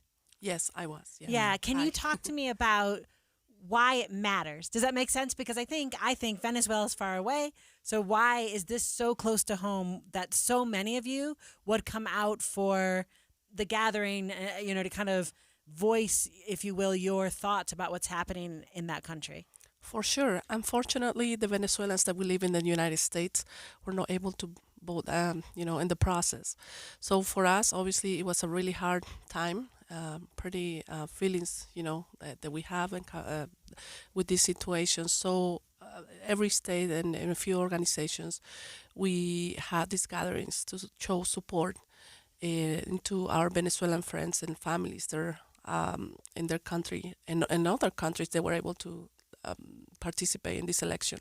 So we were asking to please go out and vote, participate. This is really important. This is us making history. It was a show of solidarity, really, and encouragement for those who still live in Venezuela. Definitely. And then, Mayra, I was looking at the latest information on this, and it just shows that, Maduro is going to stay in power. At least that's what it seems like right now, even though the opposition party says they've got enough votes. They won, right? Yes. Maria Corina Machado and the platform they created, with the opposition, they created this system where you can go online and put your ID number. We use the cédula, which is our ID number to vote, and then you can see the results in every voter center. So you're able to see the amounts of people that vote for Maduro and for her party. And the transparency on these elections are really critical. So when you see those results and the results that were presented by the National Committee of Elections, they're completely different. And people that were witnesses and they were president of these different states, for these elections, they recognize the numbers are completely wrong. So the evidence is there. It's not just because the opposition is making this up. The evidence, the numbers are there. The support from the Venezuelan people. Right. So, it's not that you're frustrated he won. It's that he didn't win. It's just that he didn't win. Right. Yeah. It's that he didn't win and he stole the election. And that's a fact that you can see by the people on the streets for 3 days now protesting and claiming for support. So these elections are recognized fairly, and Edmundo is recognized as the president legit of Venezuela. We're speaking live right now to Mayra Molina and Jessler Molina, Venezuelan Alliance member and director, who came into studio with us. And it wasn't until Sunday when I looked at that video from Harriman City Hall and the sheer thousands of people were out there. I thought, when I first opened the video, I thought this must be on the mall in Washington, D.C. And then I read I didn't realize there were so many Venezuelan Americans, thousands, living in Salt Lake County and the south end of the valley, are coming into Harriman to show their support. I want you to take us to Venezuela, Jessler, and tell us what's transformed in the last 25 years in Venezuela for people who are still living there. Well, let's start by saying, a lot of the young generation, professional generation of the country left the country, flew the country. There is a video of a parent saying, I'm voting for a change because all my sons and daughters are out of the country. I don't have anyone left here with me because they were looking for a better future. So that's how bad the situation is. So we have one of the highest inflations in the world. We are in nowhere, maybe 9th currency devaluation. So honestly, the bolivar is not worth anything in the country. People is starving, and if you are not aligned with the party in power, you just pretty much don't have the economic means to survive. And what struck me when we were speaking before, as you came in off the air, what did you say? You said they don't have freedom. Yeah. Right? There's no freedom. I mean, and the best example is right now. Yesterday, the regime just went ahead and started going in houses, residentials, apartment complex, looking for the opposition leaders or those ones that were checking or certifying results at each of the ballot locations. They were having pictures, looking for those individuals and arresting them and putting them in jail. So that's why you're going to see thousands of people detained right now. And we're not talking people who were protesting. The protest, Just people doing their jobs. People were doing their job. And the protester is more like it was organically generated once the regime called out the results. The opposition didn't call for a gathering until next day. That night, thousands of people went out to the streets and flew the country and asked for a change and start taking down Chavez statues and things like that were symbol of this regime, because they were so frustrated at what's happening over the last 25 years. Yeah. Before we wrap up here, you were saying something about them using the power grid against the people of Venezuela. This is something I had no idea was going on. Tell us what happens. So with these elections, with these results, during the 25 years, so this guy, the regime is looking, for the leaders in states and other places. So they get detained, but families and members and us as a nonprofit organizations, we don't know where it's been taken. They disappear. And do they use just their electricity against the citizens there? Yeah, and the whole point here is to avoid, and this is pre-election. This is previous to what's happening. It has been going on for years now. There are different cities, Maracaibo, Táchira, whatever. Any other city that is outside of the main capital city, which is Caracas, they will go ahead and shut down the power for hours. And so I'll put this in perspective. Imagine you at 106 degrees and you don't have electricity for air conditioning for 6 hours. And we're talking the middle of the day. Or they will pick a specific sector, because they know people in that area will go out and protest. They will shut down power for days if they have to. And that's how bad it is. Just without power. Without notice. Yeah, without notice. And people is just used to it. They might be, again, 86 at night. How are you going to sleep like that? Yeah. And it's humid. Plus, our weather is more humid than Utah. So people is surviving. That's a reality. And that's why people is in the streets right now asking for a change and demanding for a change. Will you please keep us up to date on what's going on and what you're hearing from Venezuela? And you both live in the Harriman area or Salt Lake County? Utah County. Utah County. Yeah. Yes. You have a lot of. Why did you pick Harriman City Hall? So it was a middle point for everyone. The community has grown. We have been here. Myra has 25 years. In my case, I have 16 years here in Utah. And we have seen the community grow. That's why the alliance was created. Yeah. So the community has grown so much that usually middle points like Harriman, Draper, and so on are good for getting together and gathering. Well, it's certainly clear that a lot of people here care, given the numbers that showed up on Sunday. And, of course, you keep us posted on what's going on in Venezuela. Thank you so much for coming into studio today, Mayor Molina and also Jessler Molina, both with the Venezuelan Alliance. Dave and Dujanovic. Current events can have a lot of moving parts. Our job is to make it easy to keep up. You're part of a bigger world, so spend 15 or 20 minutes here and be part of it. Join us weekday mornings between 5 and 9 on KSL News Radio.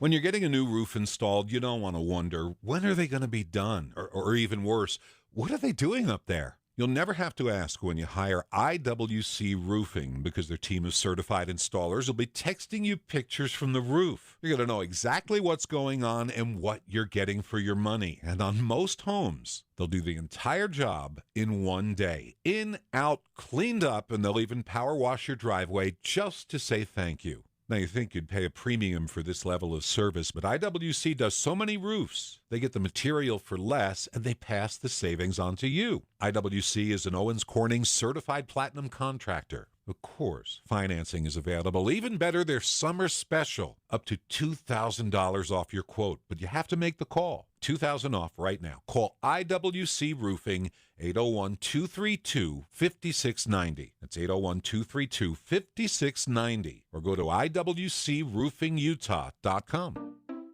We just want to have enough money for retirement. And travel to visit our grandchildren. I understand. That's why at Fisher Investments, we start by getting to know each other, so I can learn about your family, lifestyle, goals, and needs, allowing us to tailor your portfolio. What about commission-based products? We don't sell those. We're a fiduciary, obligated to act in your best interest. So how do your management fees work? We have a simple management fee based on the value of your portfolio, so we do better when you do better. We appreciate that kind of transparency. We also check in with you regularly to keep you up to date on the markets and your portfolio. What other services do you offer? As a client, you have access to resources on investing, financial planning, estate planning, Social Security, Medicare, and more. Wow, it sounds like Fisher Investments has everything we need. At Fisher Investments, we're clearly different. Learn more at FisherInvestments.com. Investing in securities involves the risk of loss. This song doesn't have a name, but if it did, it'd probably be something about togetherness, because it's a collaboration, not between pop stars and producers, but between music therapists and kids. Music therapy is a treatment that doesn't involve medication or needles, and it's been proven to help children manage pain and contribute to faster healing. So it shouldn't surprise you, it's our favorite song. And just one way we partner with you for a life well lived. Intermountain Health, the power of we. Get in zone, AutoZone. Welcome to AutoZone. What are you working on today? Gotta change my oil. How about Valvoline Restore and Protect? It restores and protects your engine to run like new. Get in zone. It restores your engine to like factory clean? And protects. Get in zone. So Valvoline Restore and Protect restores and protects. Now you can get 5 quarts with an STP extended life oil filter for $37.99. Get in zone, AutoZone. Restrictions apply. Thanks for calling Discover. This is Diego. Hi, Diego. It's Jennifer Coolidge. You know, I just want to say your cashback match makes me feel so special. It really inspired me. That's great. Doubling the cashback you've earned at the end of your first year is what we do. Well, I'm doubling everything now. Double dating, double dipping, double feature, double header, double whammy. You know, basically double or nothing. You earn, we match. Discover Cashback Match. See terms at discover.com/creditcard.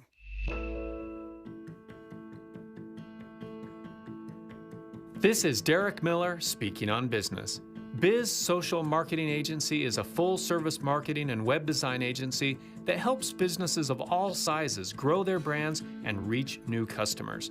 Founder Jen Foster joins us with more. As the founder of Biz Social Marketing Agency, I understand the power of content creation in today's digital world.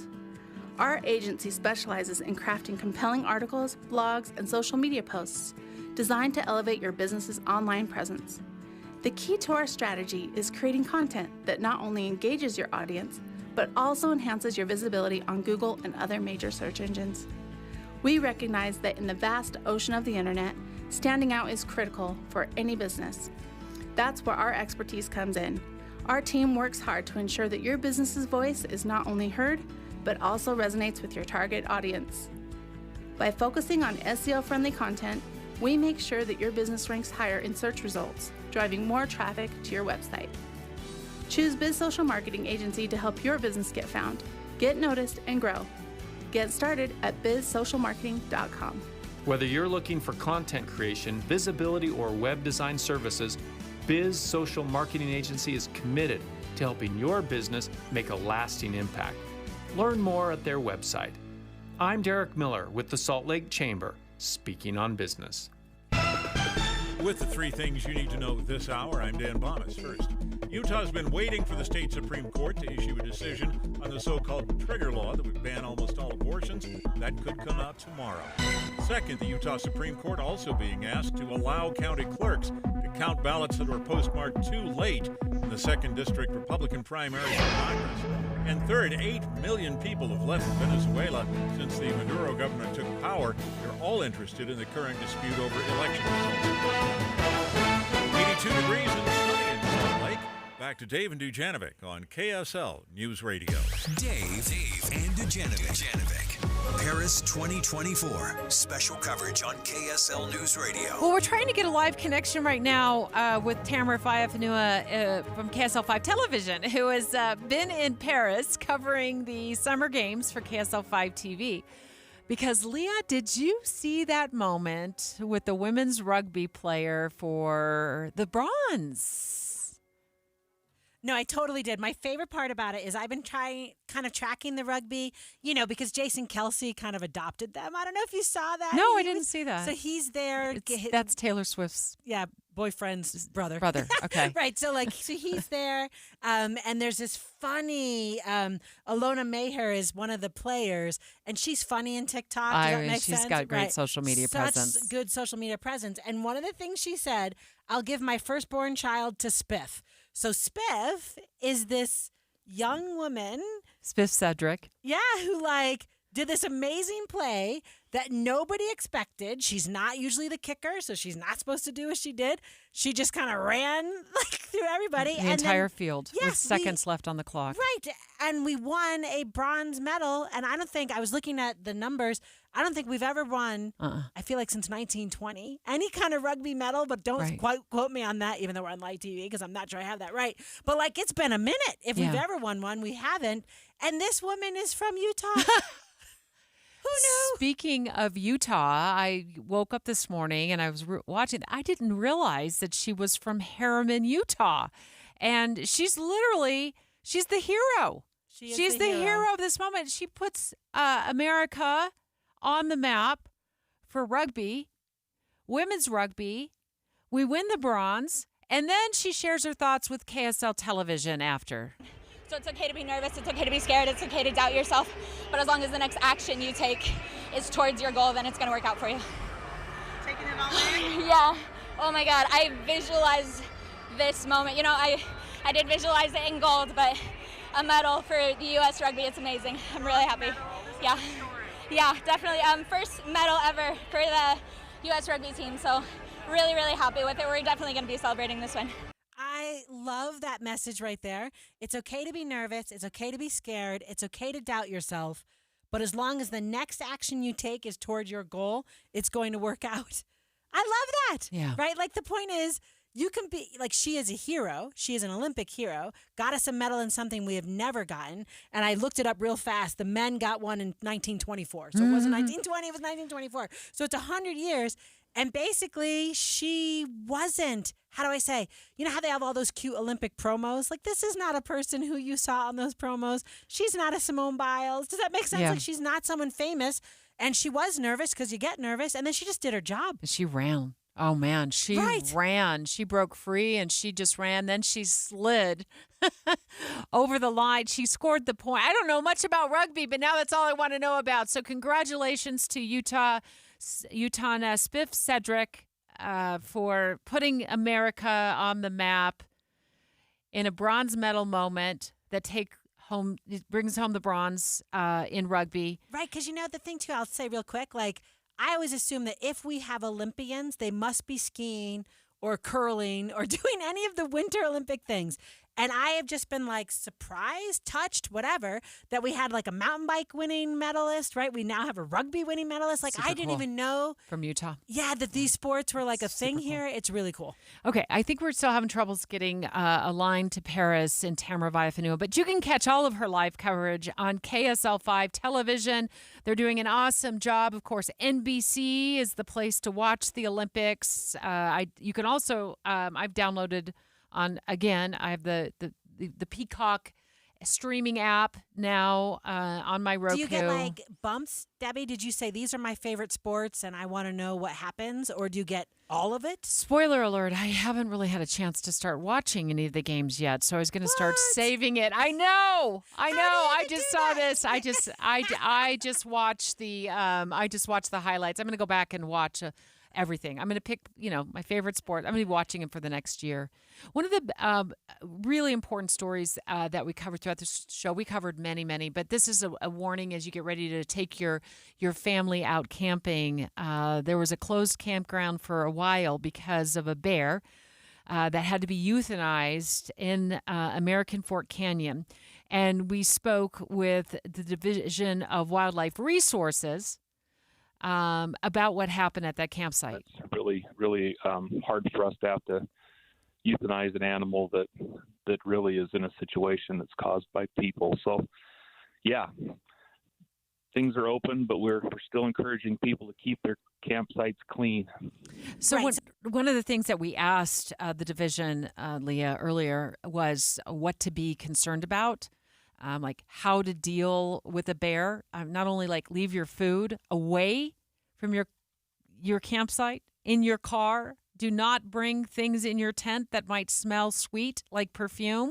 You're right. It depends on the behavior of the bear. If you see a bear from a distance that's doing bear things, and even if it's aware of you, a lot of times bears will stand up to kind of get a better look at something. That's not something to be concerned about. Just hold your ground and enjoy the sight, and hopefully the bear will move on. And take bear spray with you. That's right. You want to have bear spray. And I love how you said it earlier, not at the bottom of your bag, not in your tent, like hidden, way far away from you. It is easily accessible. You gotta carry when I carry bear spray, which is frequently, I carry it on my side. You also have to be ready to use it. You can't just have it there for looks. Right. The bears, I love how he said that, doing bear things. But he's not going to know it's bear spray, so you have to actually use the bear spray. So one of the other tips that I've known about for years, because we do a lot of hiking, and of course had that quick bear encounter, which ended well for my daughter and I in the Tetons, but it was a grizzly. It was a grizzly cub, but these things are huge. One of the things I think you have to realize is that the National Park Service will give you a quick lesson on how to use bear spray, and get a backpack that covers your neck. So buy yourself a good backpack when you're in that moment. It's worth every single penny. KSL FM Midvale. KSL Salt Lake City. From the KSL Common Spirit Health Studios, this is KSL News Radio. Utah's news, traffic, and weather station.